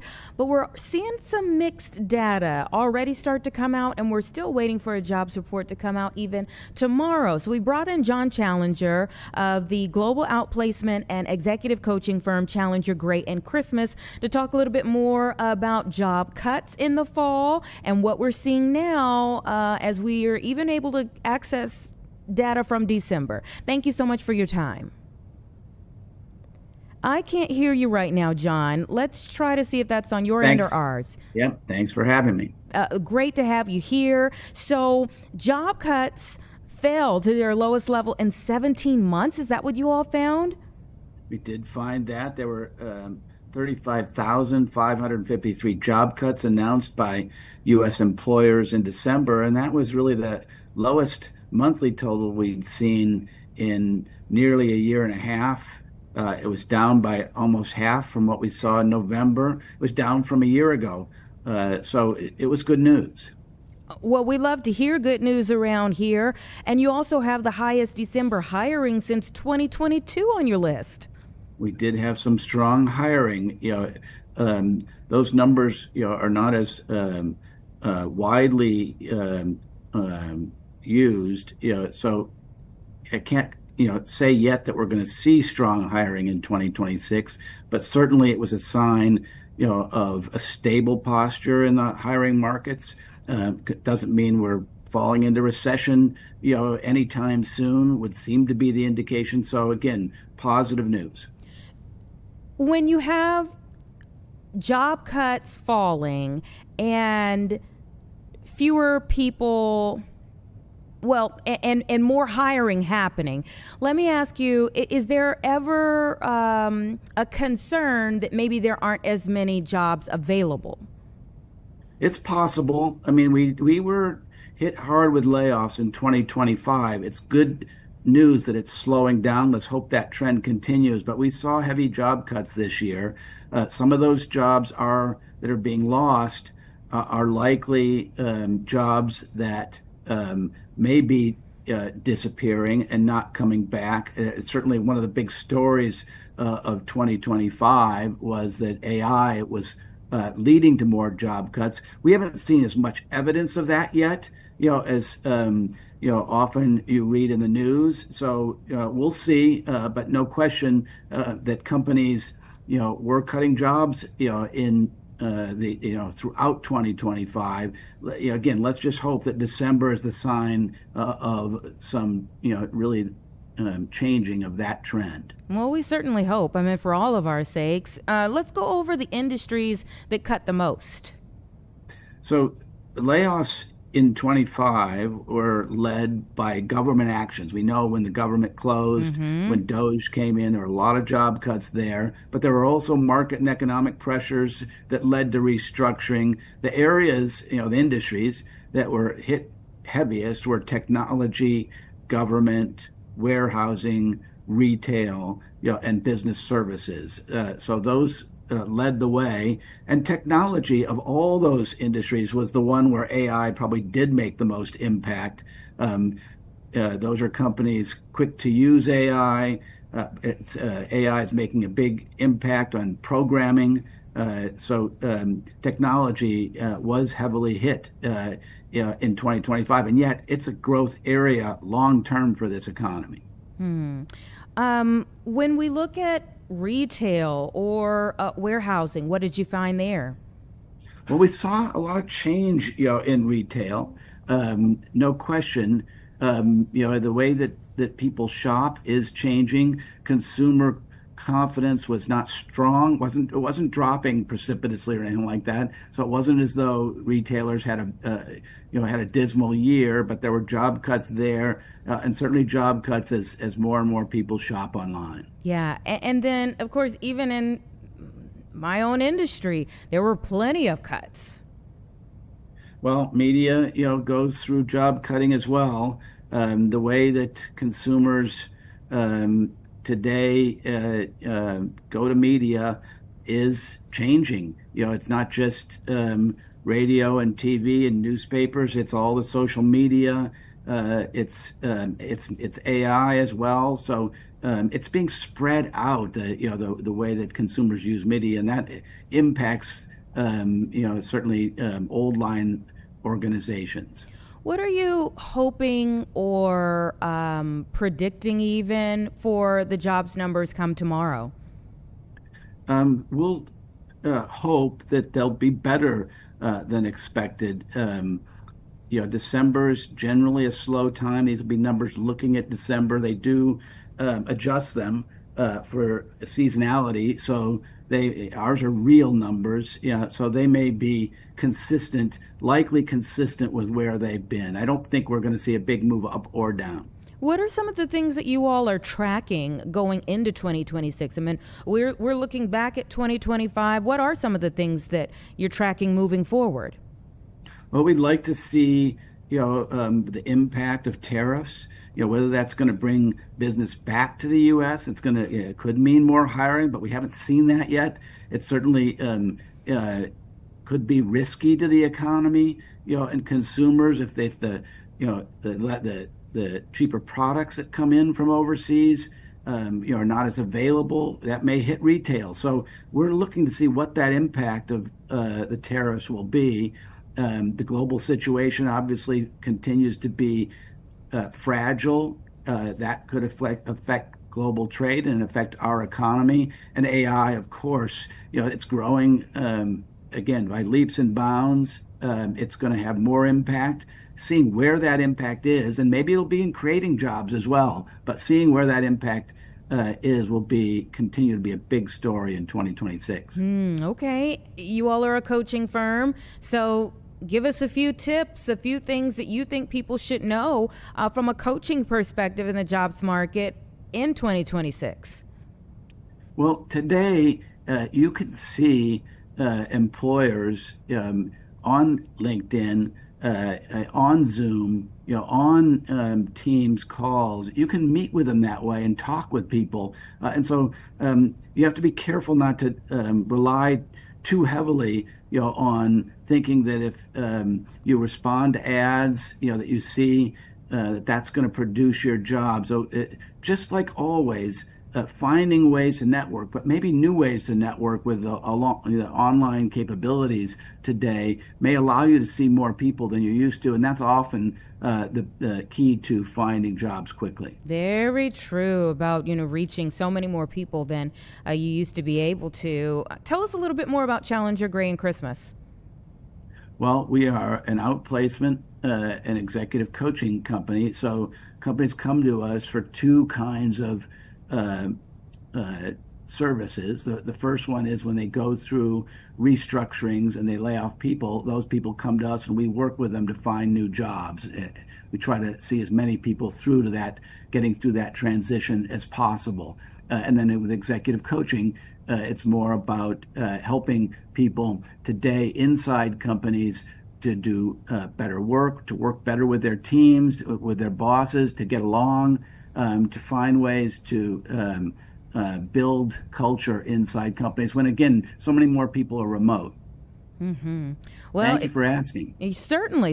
It's a changing world. We could all use all the help we can get for people kind of helping to shape and guide people who are in the market for new jobs or for those who businesses who are looking to, wade the water, rapidly changing water out there. Thank you so much for your time. Thank you. See you later. All right. See you later. We certainly appreciate, just kind of hearing where things stand and where we're going. And there's so much change that's happening, of course. So the more information we can get, the better we all are. Again, tomorrow, we do anticipate getting some updated jobs numbers coming out tomorrow. So we'll talk a little bit more about that on Friday. Let's take a quick break, though. It's 2:40 right now. We're gearing up for a few more conversations here in the 2 o'clock hour. So we'll be back in just 2 minutes.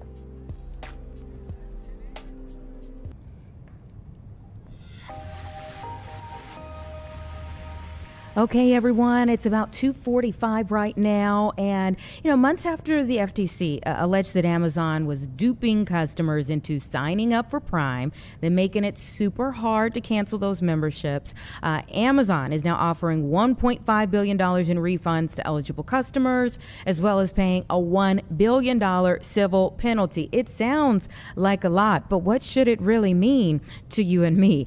Dahlia Saper of Saper Law is joining me now to break it on down. Thank you so much for your time. I think you're on mute. Sorry about that. Thanks for having me back on the show. We always love having you here. Tell us a little bit about what we should take from this. All right. Well, I feel like I'm always coming here to tell you about a different settlement where you might get $50. And this is kind of the same thing. The number is astronomical. It is a really big number, but that's reflective of the status of Amazon as an e-commerce platform and the number of individuals that do interact and buy things on Amazon every day. There are several laws, all rooted or based on unfair competition or deceptive trade practices, which is what this FTC action against Amazon was about, primarily saying, look, you're getting people to sign up for things in a negative flow fashion. In other words, you're not really sure what you're clicking, and then suddenly you're bound by this ongoing subscription-based model that is difficult to get out of. And so the FTC said that's not okay. We passed laws to ensure that consumers are treated fairly and that they are able to unsubscribe from something as easily as they subscribed. And so this case is about Amazon's violation of those laws by using kind of deceptive ways of signing people up for subscriptions they don't necessarily need or want. They have settled, so there's never been they've not admitted to liability, but they're agreeing to pay $1.5 billion back in refunds and $1 billion as a civil penalty, which means if you're one of the, I think, 35 million or so that this settlement might apply to, you might get a check for $50 or so. It might be an automatic refund, or it might be something more specific based on the exact number of Prime subscriptions you might have signed up for. Could it possibly end up being like a $50 Amazon credit? Is that? I mean, I think that is what it is. For the ones that they can automatically give you a credit or a refund, they are receiving that. And for others, the FTC has very clear guidelines. you will get contacted and you can submit a claim to get that $50. I think it's $54. Yeah, I was just thinking credit. I'm like, oh, you probably just end up spending it back with Amazon. But yeah, if it's a credit, So that's they what probably, you have to do. yeah, they probably, you know, that it's the number that probably stings is that 1 billion that goes effectively back to the federal treasury. Yeah. But tell me how people can, I mean, can they still file a claim, or would you have had to do that before it got this far in terms of their legal situation? Right. So these are typically fashioned as class action lawsuits, and they are being, if you want to be excluded from the claim, you have to affirmatively do that. Usually they give notices. You could file your own claim, but some of these statutes require the government to bring the claim. So private causes of action might be more limited. Depends on the state you live in, the statute that would apply to, you know, the particular consumer protection statute that would apply to you. When could people expect to see refunds?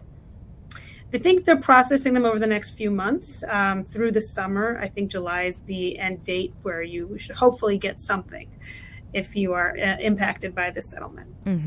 And let's talk a little bit more about this issue of subscribing for something and then having a hard time unsubscribing, because it goes far beyond Amazon.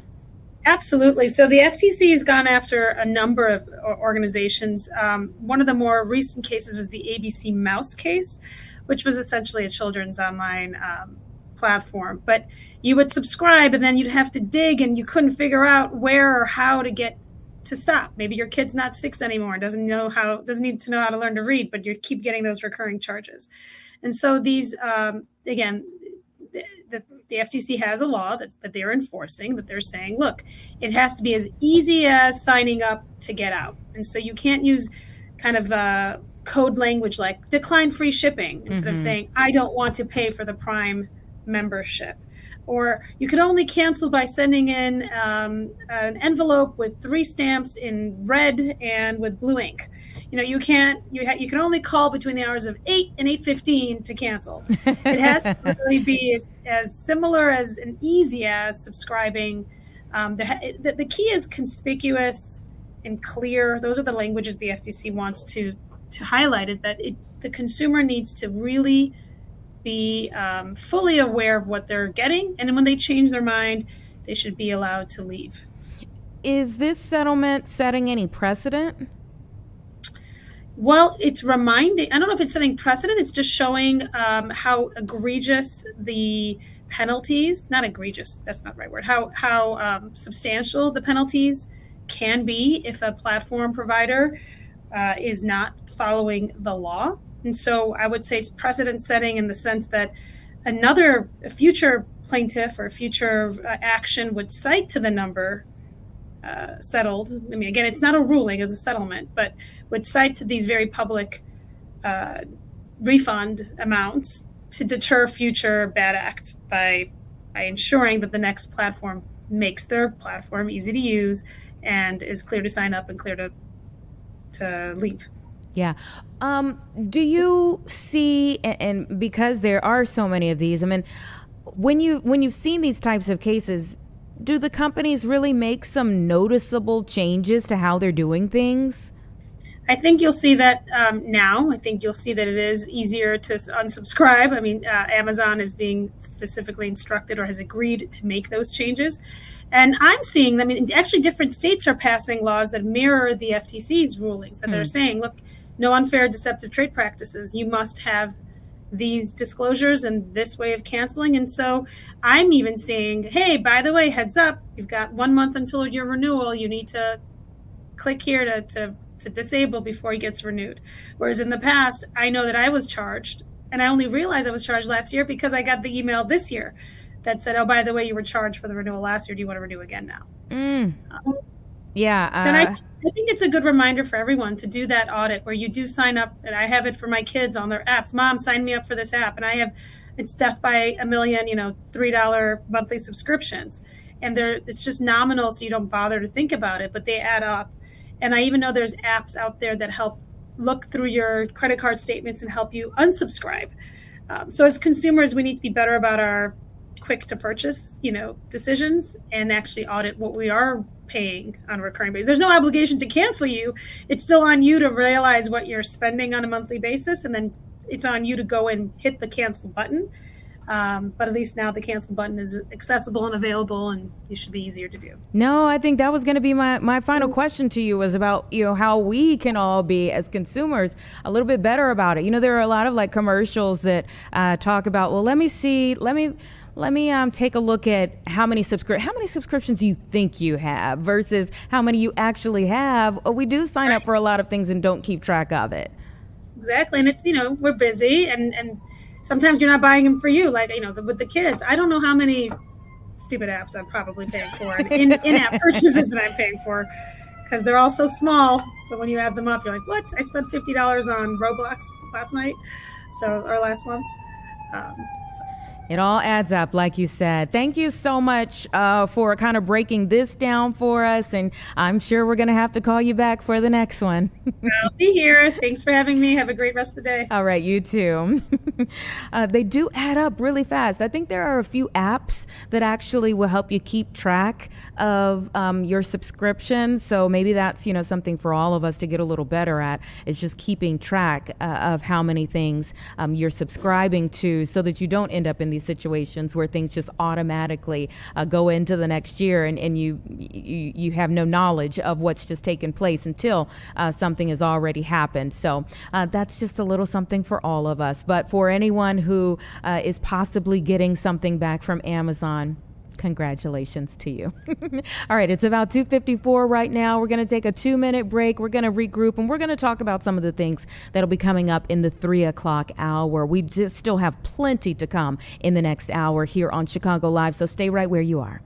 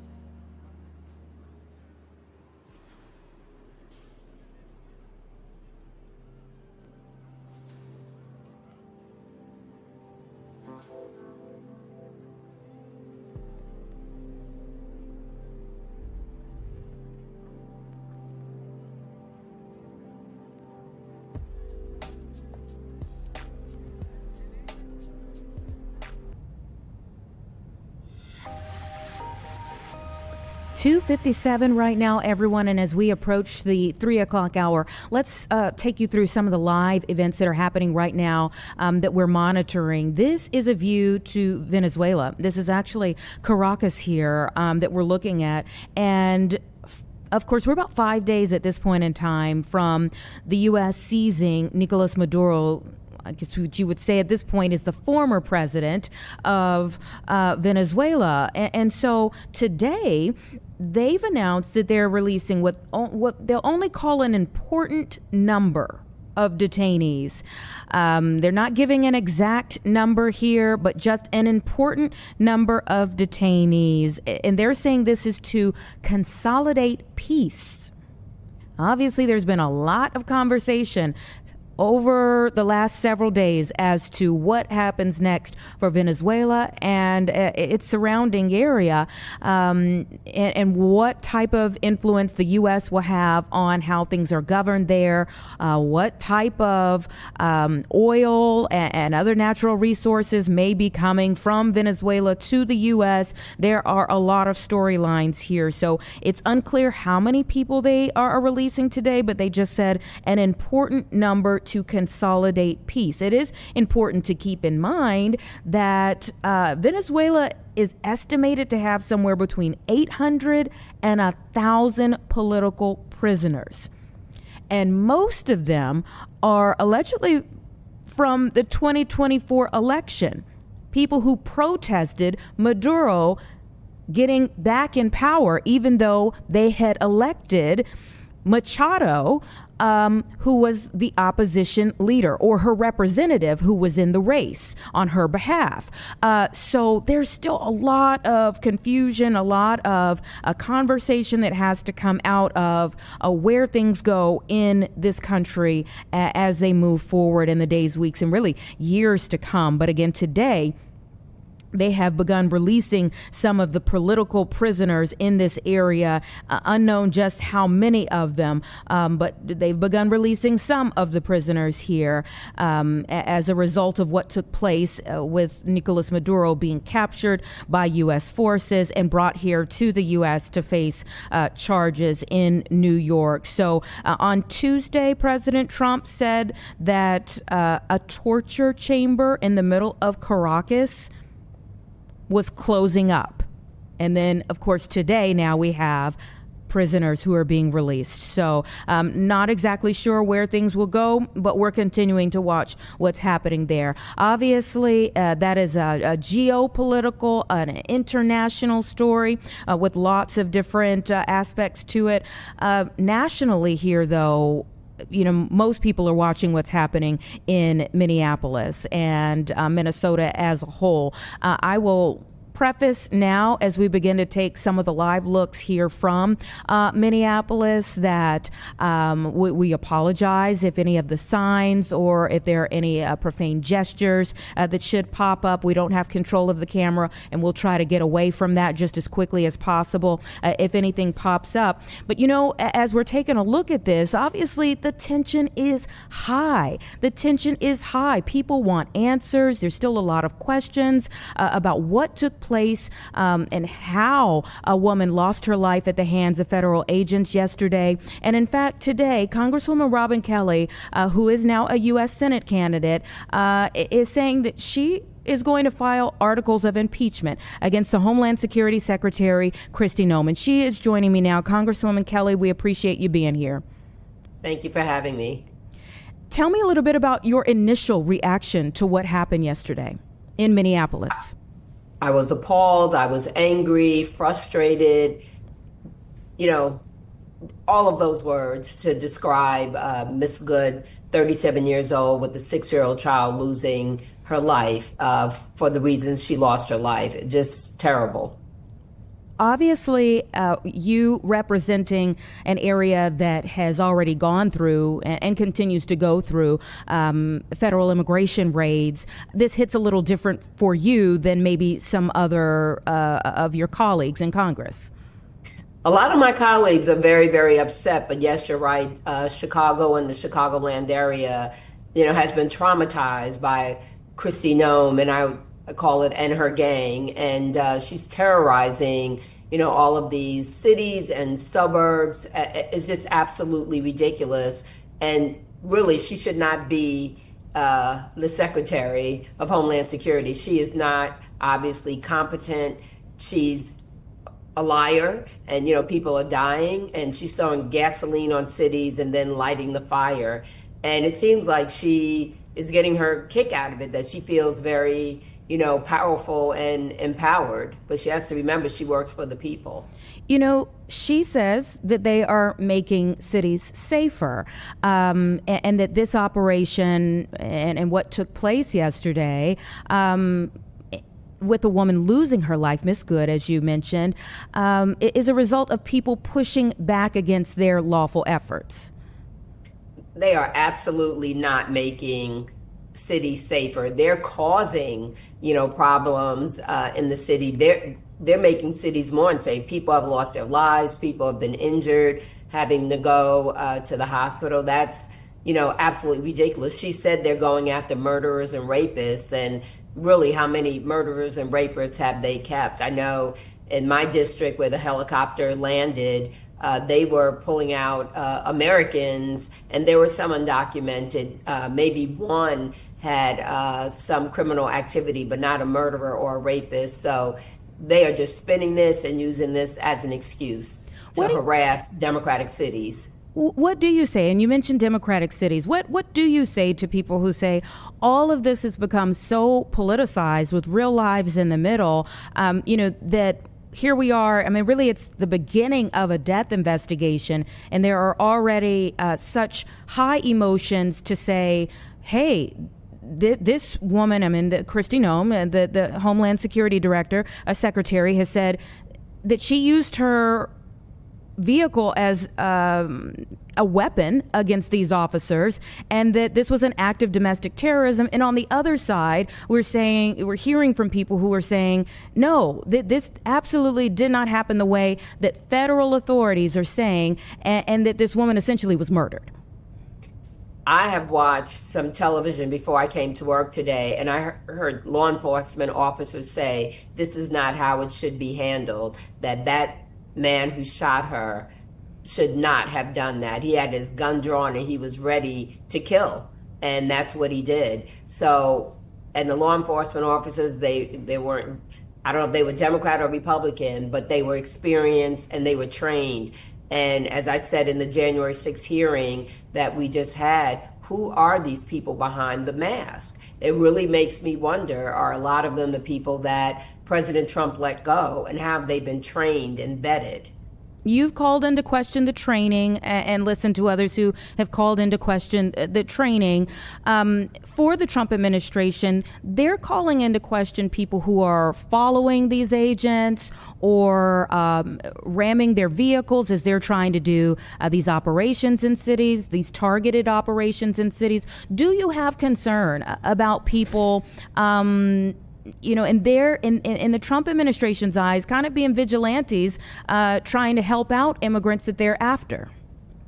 Well, I don't think there's room for vigilantism, but it feels like that's what ICE is, also. I don't think there should be political violence, but this needs to be thoroughly investigated like we would do. But also when a law enforcement person shoots a person, usually their gun is taken away and then they're, put behind a desk. And this is not what happened. Also, it showed on the video a physician was trying to help Miss Good, and they would not allow the physician to help her. Maybe he could have saved her life, but they didn't allow that either. And they said on the tape, they don't care. And the lawmakers in Minnesota are also upset that they're saying they're not being allowed to be a part of the investigation at all. Right. Well, I don't blame them for being upset, but this is the Trump administration putting a spin, trying to hide things. They're really good at that. If you think about the Epstein files, but they're really good at trying to hide and put a spin on what they want to put a spin on. But this is someone's life, and hers is not the first life. You make a point about that in terms of the fact that we had 2 incidents here in this area where there was gunfire from federal agents that either injured or took the life of individuals in our area. you know, you've talked about in your post that you made following this incident that took place in Minneapolis that there are violations of the Constitution that are taking place. Right before I came to you, I took a live look from Venezuela before taking a live look to Minneapolis. And in both of those instances, Democrats have talked about violations of the Constitution. Expound on that.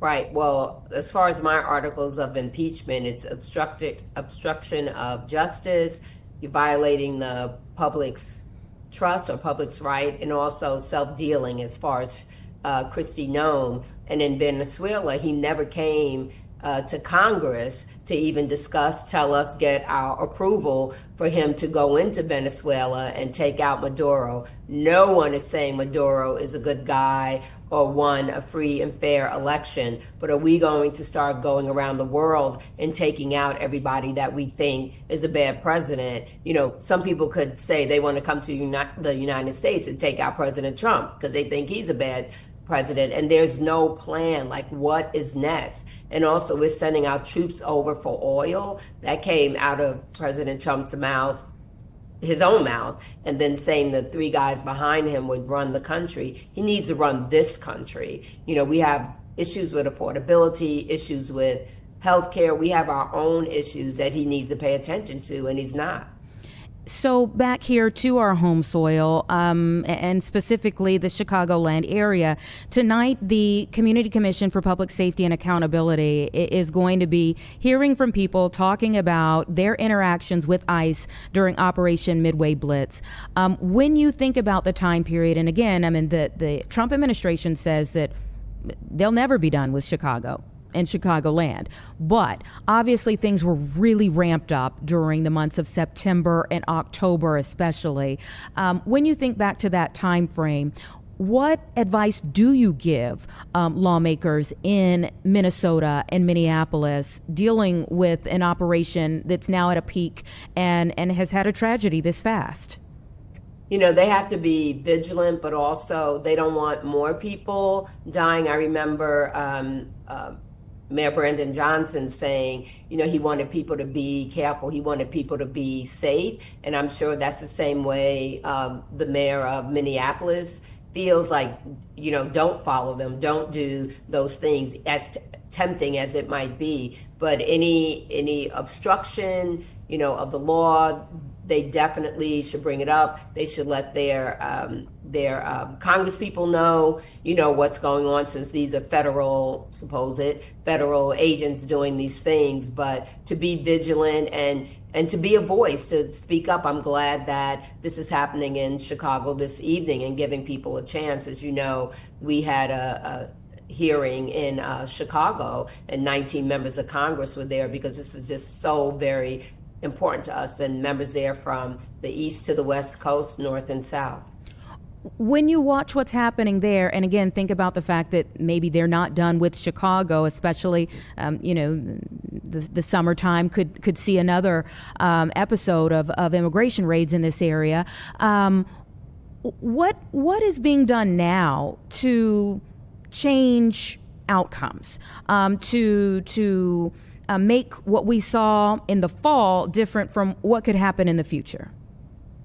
Well, we have, you know, President Trump is going to do what President Trump does, and he has something about Chicago he doesn't like. It seems like, I don't know if it started with President Obama, the idea when he ran, you know, Chicago residents did not let him come give his speech, but on and on and on. It seems like he has something against Chicago and the state of Illinois. I'm sure it's the pushback he gets from the political figures here. But, you know, if they want to come in, they are going to come in. But I think that, you know, Chicago residents, Chicago businesses, I think they handled things, you know, as best as they could. But we need to look out for each other and protect each other, hopefully by this impeachment filing and other things that members are doing, that'll put something on their minds, that they're not going to be able to get away with the things that they've gotten away with. There's other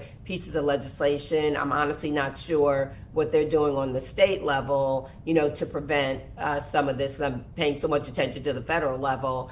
But, again, and hopefully the courts might even be able to intercede, like they told the president no National Guard in Illinois. And I think really that's why he also doubled down on ICE, because he didn't get his way with the National Guard. Thank goodness. You mentioned the impeachment. Let's circle back to that. The president was impeached twice during his first term, and it has not shifted the way that he goes about governing in his second term now.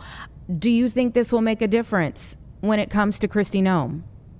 I think that we cannot stay on the sidelines, and that we have to use every tool in the toolbox that we have. I know some of my colleagues on the other side of the aisle do not think what they're doing is right. Whether they feel free to speak up about it or not is one thing, but I can also look at what happened just yesterday with the ACA tax credits. People didn't think that we would be able to get it passed, and we did get it passed. We'll see what happens in the Senate. So I hope people that have Republican senators, that they really pour the pressure on, so millions of people are not losing their health care, don't see their premiums, double and triple or even more. So I think that we still need to use every tool in the toolbox. I can think back to when we had we stopped the floor with our gun violence prevention floor stoppage for 24 hours.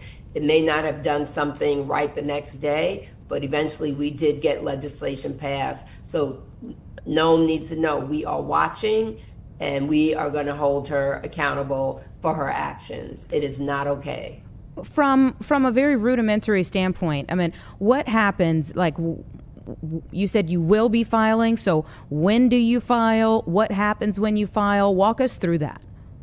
Yes, we are getting the final touches together. We're hearing from people that want to be co-sponsors of the bill, and then we will file the bill tomorrow, and then it'll go through its usual things that bills go through to be called.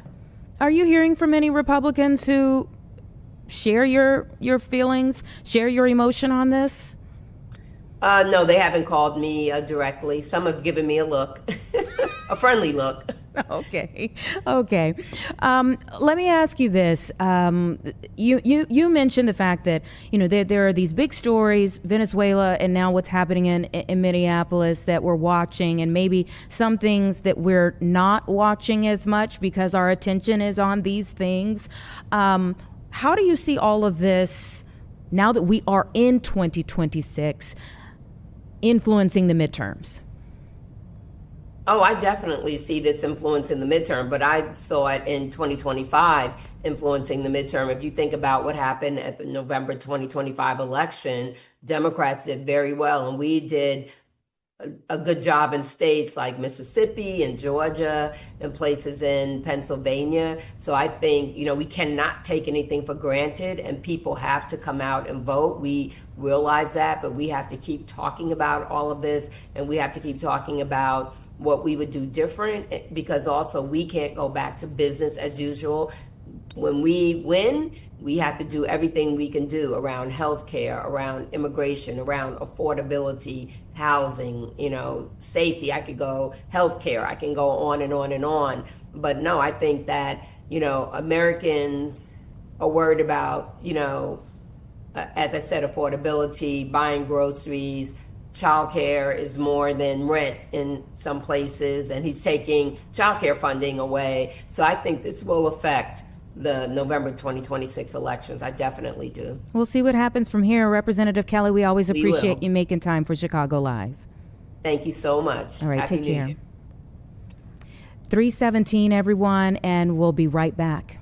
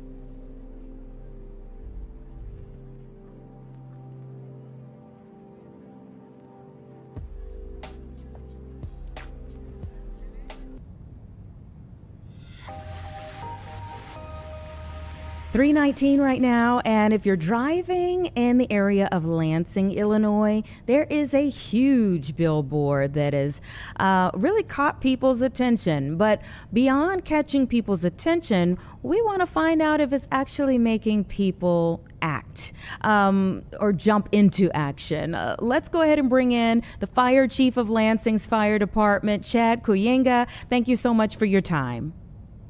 Thank you, Anita. Thanks for having me this afternoon. Tell me about this billboard. First and foremost, how long has it been up, and what thought went into putting it up? Well, we reached out to one of our partners here in town who, again, we've worked with in the past about getting a billboard for hiring firefighters for the department. And we reached out to them yet again, and they've graciously assisted us again to kind of make that big advertisement that seems to be catching a lot of attention on the expressway. Are you surprised by how many people are talking about it? Yes, yeah. I mean, it's great. It's great attention. Hiring in the fire service today is definitely a challenge. Mm-hmm. So any kind of interest we can kind of get going is great for us. And this has been a real shot in the arm. It's maybe a challenge, but let's talk about the benefits of being a fighter there in Lansing. Sure. Yeah. Again, fire service is probably, in my opinion, one of the best careers you can work in. Again, you're helping your neighbors, you're serving the general public, and it's rewarding. Here in Lansing, especially, I think over the last couple of years, the men and women of the department have really made this a place that people want to come and work at. And we're excited to tell people about it. It's been a great experience to kind of see our department grow into a department that's, one that is kind of become a destination department. And in addition to the men and women of the department, we have a lot of great support, not only from our residents, but from our mayor and trustees as well. We're continually supported, in getting what we need to really bring the best service to our residents. That's really important to have that type of support as you expand and you grow and you evolve over time. So if I want to be a Lansing firefighter, what do I need to do? Okay, well, there's a couple ways you can become a firefighter in Lansing. Probably the easiest way right now is, to become a firefighter in Lansing, you just need to be a paramedic. Either be a paramedic that's licensed currently in the state of Illinois or a nationally registered paramedic. That is kind of our sole requirement at this time. And then we can teach you the firefighting aspect if you would get hired. Again, if you're already a certified firefighter in Illinois and a paramedic, that is another great option. In addition to, let's say, I know if you've seen our sign, we're right over the border, or right over our border is Indiana. So if you have Indiana certifications, we can also transfer those to Illinois and get you hired here on the Lansing Fire Department. Ooh, siphoning off from Indiana. I don't know who does that. No, I'm playing with you. Are there any physical requirements? For our test, there are two options. You can do CPAT, which is held in our division, Mavis 24. We have a facility where you can do a CPAT test. That CPAT certification is good for 1 year from the date you take the test. We will accept that. And also, if you're testing for us, we have a physical agility test that you can take if you do not hold a CPAT card. So we have two routes to qualify physically for our job here in Lansing. I am fascinated by those who have the courage to run to danger instead of running away. Tell me a little bit about the mentality that goes into being a firefighter. Sure. Yeah. Again, it's a profession you're definitely called to, right? This is something where, it's somewhat cliche when you hear we run in when people are running out, but there is something, of a characteristic in the men and women in the fire service where that is the deal, right? It's the ultimate danger, high risk, and they're putting kind of their lives on on the line for, the residents of the towns, we serve in. So it takes a really kind of special individual. And I think sometimes too, people, think that, oh, I could never do that. You might be surprised. You might be surprised what you find out when you kind of put yourself out there. Why do you think it's been challenging to find those special individuals these days? It's a great question. I know myself as a chief and the chiefs within Division 24, and I'd say not only statewide, but nationwide. It's a pool that has shrunk. And I mean, I think there's a bunch of different ideas as to why, but it's just, I think people don't really understand kind of the value of this career and kind of the rewards in it.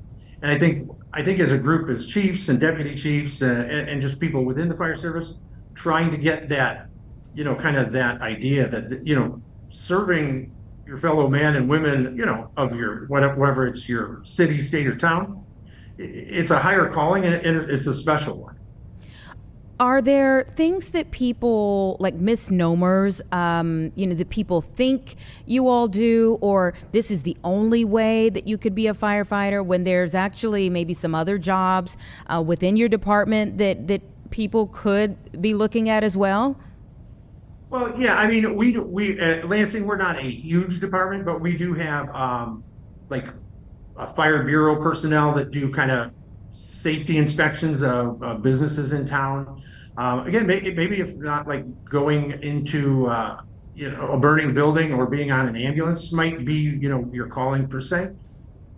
We need public educators. I think one of the biggest efforts we've kind of launched here in Lansing is just reaching out to the members of the community just through public education, whether that's in kind of our firefighters and bureau personnel going into our local schools, or even kind of some of our elder care facilities.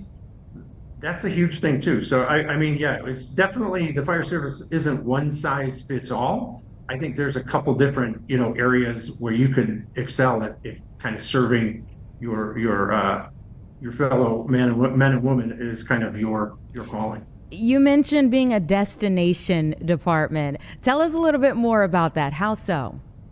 Okay, again, it's two factors. I kind of spoke on it earlier in our conversation, but it's our personnel. I think over the last several years, we really just, as a department, kind of arrived. It's been a great mix of just kind of some of our older personnel meeting up with our newer hires, and it's really again, I'm biased, but it's really a cool place to work. It's neat to see just kind of us get along.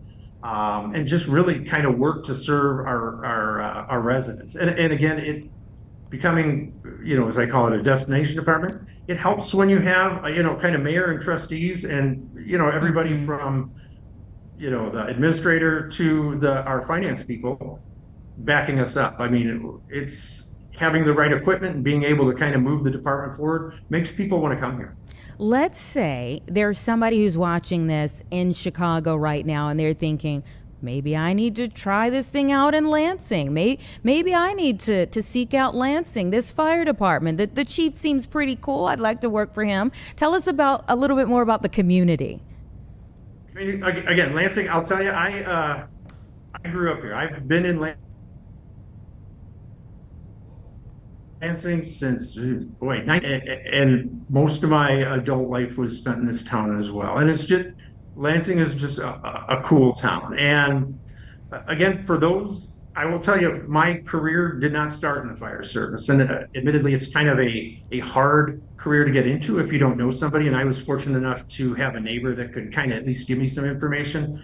And I think myself, as well as the deputy chiefs here, we really want to kind of be a source to kind of point people in the right direction. Like if they have questions, how do you get started? We have no problem kind of speaking with people and at least kind of directing them to resources to where they can kind of get us started in the fire service. What's your background in? I think, that might be something that would interest people in terms of like, okay, if maybe I've worked a few jobs, maybe I've already started in a career, going in a different direction, but now I'm interested in this, who may want to make a pivot. Tell us a little bit about your background and a little bit more about how you even sought out being a firefighter. Sure. Again, I started out as a carpenter. When you think of being a firefighter, knowing how a building is built is important. So, for me, that was a real important part of kind of my foundation is just kind of knowing how a house is built and how it will react if you, let's say, a stud or a window comes out of the wall. Any kind of business in the trades is always, kind of a feather in your cap in the fire service. It just kind of gives you that extra edge.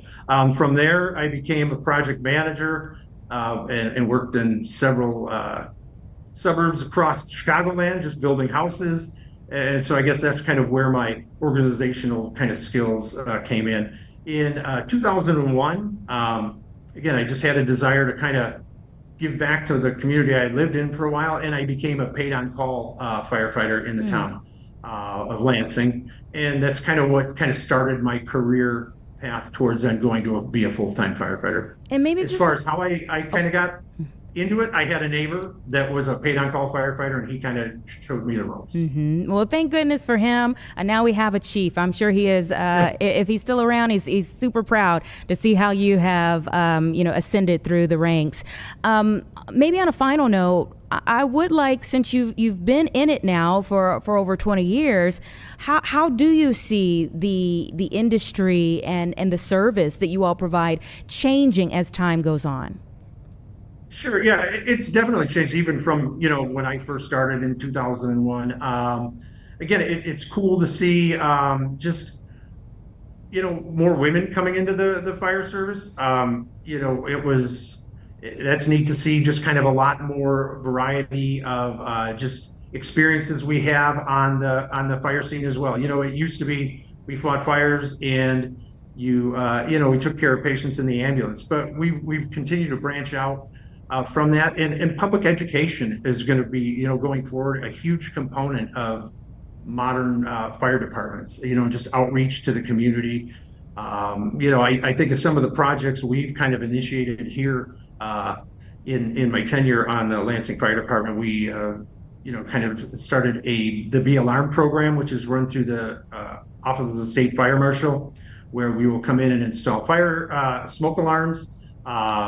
We do steps to safety for our elderly residents, where we'll invite them to our headquarters facility and kind of do just a program on how to just be careful in your house as you get older. So, I think as the fire service kind of goes into this next 20 years, really taking care of the community you serve is going to be a large part of it. Are there greater challenges that you can foresee?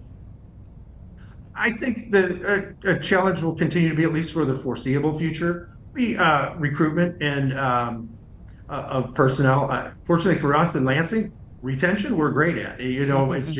It's just the recruiting more individuals into the fire service, which is again, it's an area and statewide, nationwide problem. Well, I think that the billboard is already doing its service in terms of getting people's attention. And like I said in the beginning, I hope that people will jump into action and seek you out and hopefully become a part of your department. Thank you so much.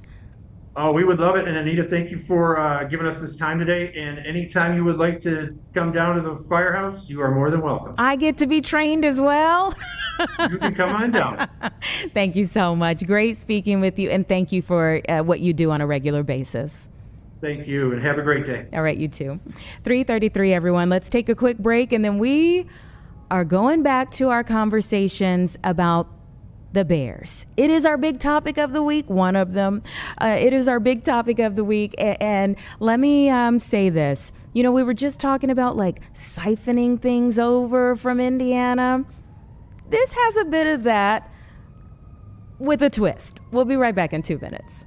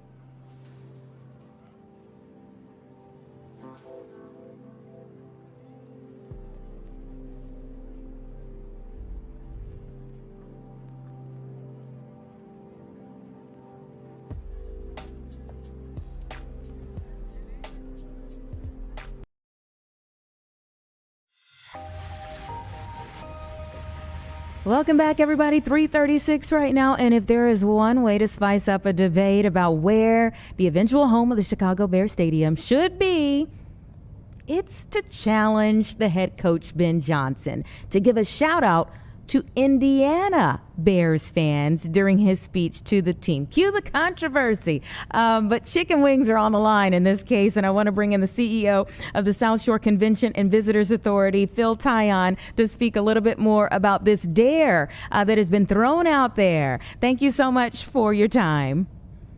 Thank you, Anita. Really appreciate you having me on. Now, if the Bears didn't say they were considering Indiana, would you have thrown out this dare? Probably not. It was really inspired by the fact that they announced that, the stadium could potentially be moved to Northwest Indiana. And, I've been watching. Obviously, Coach Johnson has proven that he will accept a challenge if it's done, professionally and nicely, and it's going to make Bears fans happy. And I was thinking to myself, well, look, you're looking at Indiana right now for a potential move of the stadium. We should be having some sort of similar challenge to show that Chicago Bears fans in Indiana are just as excited about the potential. And there is a buzz in the air right now about this possible development.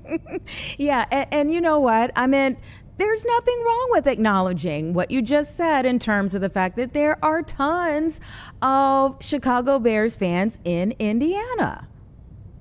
100%. I mean, if you're born in Northwest Indiana, you have been getting Chicago media since the day you were born.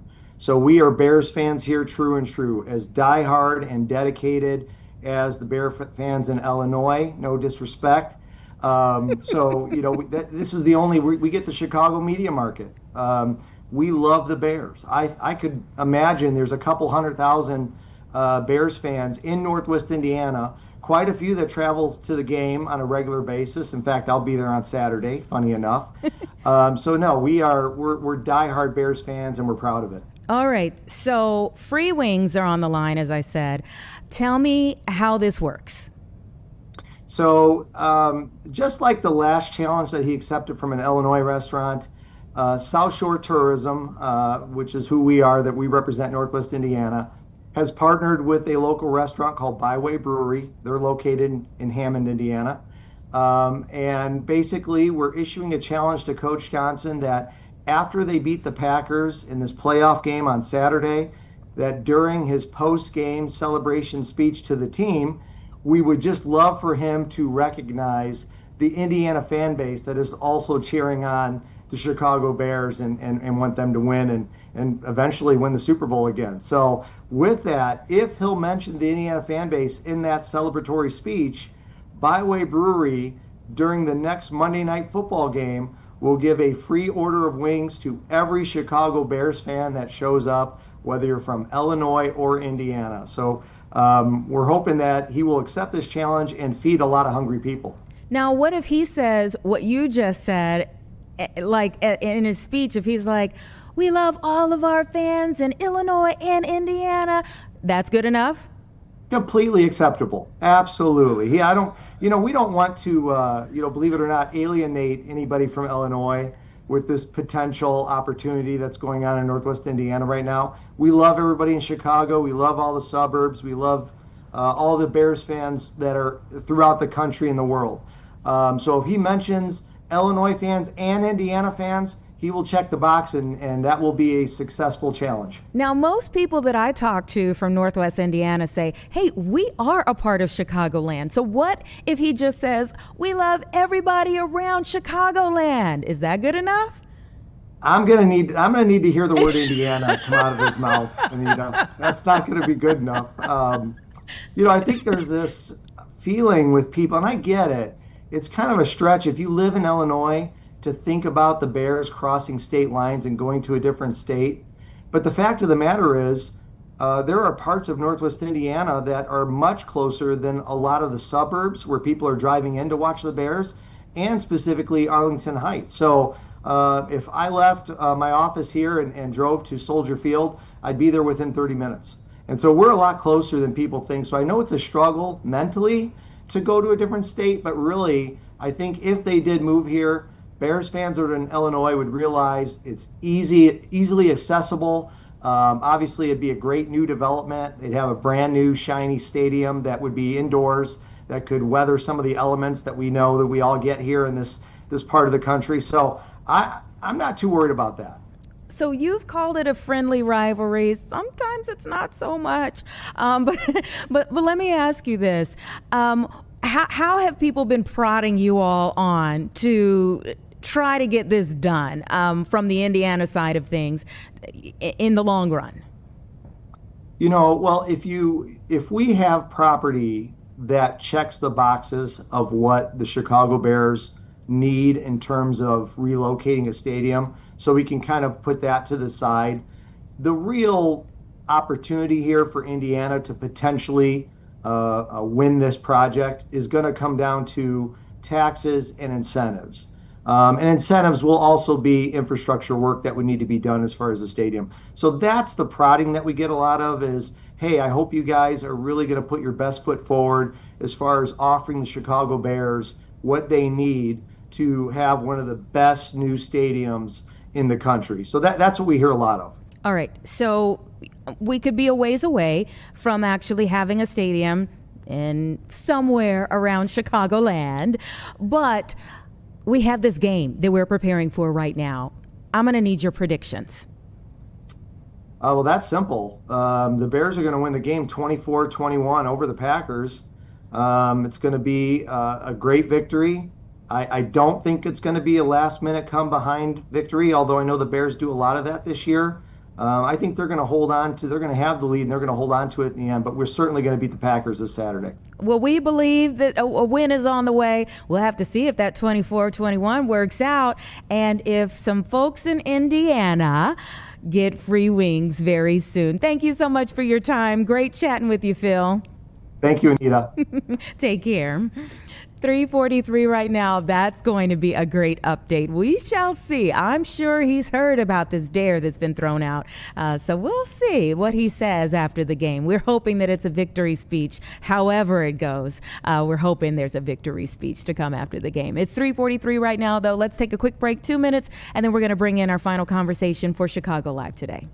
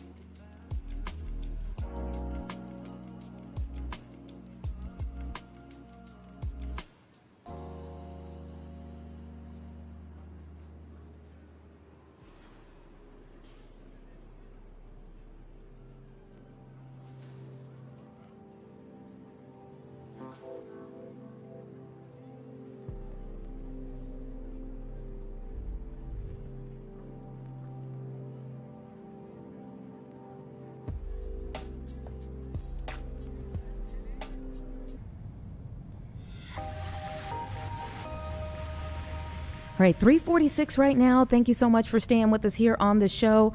Before we get out of here, we want to have a conversation with the animal control manager for the city of Aurora because they have just set a record for transfers for 2025. Really interesting stuff in terms of their efforts to save more animals' lives. Thank you so much for your time, Cameron DeBoer. Hi, thank you for having us. Absolutely. Tell me a little bit about what 2025 presented for you all and how you handled it. Yeah, for sure. So 2025 was a big year for us. In the past year since COVID, all animal shelters have been seeing a pretty big increase in animals coming in. And we're always trying to find creative ways to get them out, find them positive outcomes. And one way we've been doing that is by increasing our relationships with rescue groups, foster-based organizations that might have more resources or more funding to help the animals. So last year, we actually were able to transfer about 630 animals to rescue groups, which is the highest number we've seen since 2013. And, those groups working with us and getting in the mud and really loving these animals is what helps us create these positive outcomes. The highest number since 2013 is astounding. What changed? I mean, you mentioned some things that were happening, but what changed to make it that significant of a jump? Yeah, I mean, what we did a couple years ago is we held an open house for rescue groups and basically said, hey, we want to work with you. How can we do it? How can we make this mutually beneficial for the both of us? We know we're all in the same boat. We all have tons of animals we're trying to find homes for. So we tried to set ourselves apart by saying, how can we meet you in the middle? So this past year, we actually started to formalize the program. We call it the Aurora Animal Rescue Network. So we have, as of today, 21 groups that have joined that and really have joined our cause to try to save and benefit the lives of Aurora animals. And it's working. It's made a huge difference. It's made a huge difference. I'm seeing the total for 2024 was 90. You had 630 animals. Yeah, it's working. This is amazing. Tell me what people need to do. When you're working with these partners, how do people end up becoming the forever home for the furry ones that you all have in your custody? For sure. So, of course, you can always adopt through our shelter. That is always still an option. And you can also support our rescue partners and rescue groups. By supporting them, you're supporting us as well. So just because we don't have the animal you're looking for, if you go to one of our partners and find one, that opens a space for an animal that is here at our shelter. So just by helping the rescue community and adopting, you're helping all of these shelters. You're opening up more space. You're giving, your time, your money through volunteering or fostering. It makes a difference through the entire state with rescue groups. So that would be my recommendation, is just continue supporting us. Support your local animal shelter, support your local rescues, whether that even just be sharing their social media. It makes a difference. You all have stated that your mission is to promote positive pet ownership. Tell me a little bit more about what positive pet ownership encompasses. So positive pet ownership can look different for everyone. Our main goal is to keep animals in their home, especially right now when people are having some financial difficulties, especially after the holidays. We want to find resources. We want to find ways to keep animals with their people and increase that human-animal bond, because it's not just great for them, the animals who get their forever home, but it's been proven to be very beneficial for, us as people, as for our mental health and for our physical health, taking dogs for walks. So any way that we can find connections for people and animals and keep them together, that's what we want to do. When I think of one thing that you mentioned is right after the holidays, you typically do see an uptick. And that's from a lot of people who maybe gifted an animal for Christmas. So talk to us a little bit more about what you see this time of year and how you are maybe doing things even more differently in 2026, coming off of the success of 2025. So this time of year, we actually see a little bit lower population. It's colder. Animals don't want to be outside, just like we don't. So they usually stay home. If they do run, they'll stay closer to home so we can reunite them. So usually shelters will see a little bit less of population growth during this time. During the summer is where you see tons of movement. Animals are running around. They're looking for their girlfriends or boyfriends. They're having babies. So we see a big uptick once it starts getting warmer. This quieter season is a great time for us to catch up. So in our busy season this year, we got close to 200 animals in our shelter, which is a lot. And it's difficult to keep up with, daily maintenance and, keeping the facility up to standards as far as, deep cleaning things. So during this quieter season is when we take advantage of that. We go through and we deep clean all of our kennels and get all of our supplies reorganized and do those little things that we might not have time for in the summer. And a great thing during the season as well, since our rescue group partners have lower populations, they're able to help us more too. So we can really get animals out, get them into homes, and reset and get ready for the next season. I think any conversation with rescue groups or animal control should always include things to make sure that animals don't end up in your care. So talk to us a little bit about microchipping and things of that nature that maybe we should all be mindful about. Yeah, it's a big misconception that my animal's never going to get loose. It's never going to go outside. My cat is never going to get out the door.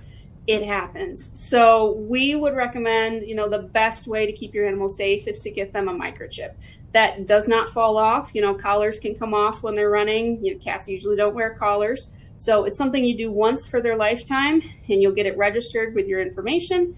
And, if they show up at a shelter, we'll be able to get them back to you much quicker. Without that, you may not find them. We've come across cases where individuals in California lose their animal, and 3 years later it shows up in Illinois. So it's important to have that lifelong protection for them. And we actually, thanks to a grant through ChicagoLIVE, we are offering free microchipping. You just have to give us a call. We'll set an appointment for you. You bring it in, 15 minutes, you're in and out. Super easy. It's not difficult for the animal either. It's very important to make sure that they're safe and they can, get back home to you if they ever do get lost. Well, congratulations on the year that was 2025, the success of this record transfer rate. Thank you for what you all do, saving so many pets' lives. And thank you also for the information that can help more families of little furry ones. Of course. Thank you for having us. And, we hope to have an amazing 2026. We hope you do. And we'll bring you back on the show to report the news. Of course. All right. You take care. All right, everybody. It's about 3:54 right now. We always bring on, so many of our rescue groups in this area throughout Chicagoland that are always trying to help. But the animal control officers, too, on a regular basis are doing a wonderful job. So it's great to see that they had a record year in 2025. And we are certainly hoping that they have even more success now that they've kind of figured out some things to get from 90 animals in 2024 to 630 in 2025, that there are even more success in the years ahead. Okay, let's take a quick break and we'll be right back here to close things out.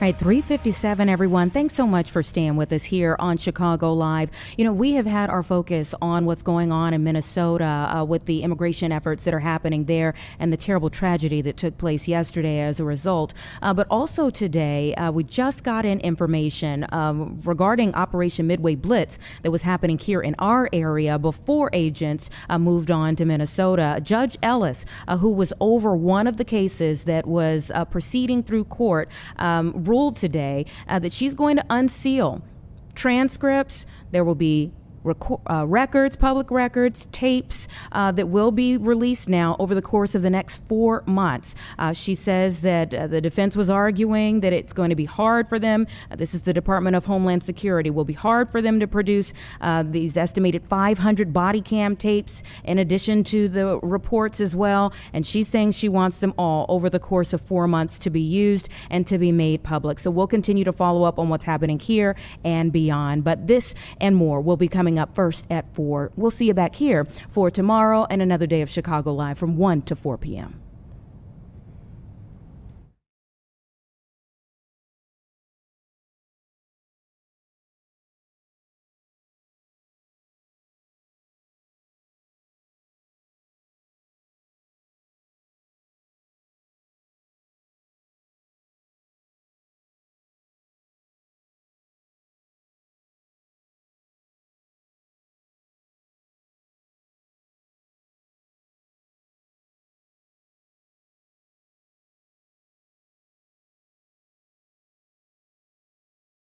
Live from Chicago, this is Fox 32 News at 4.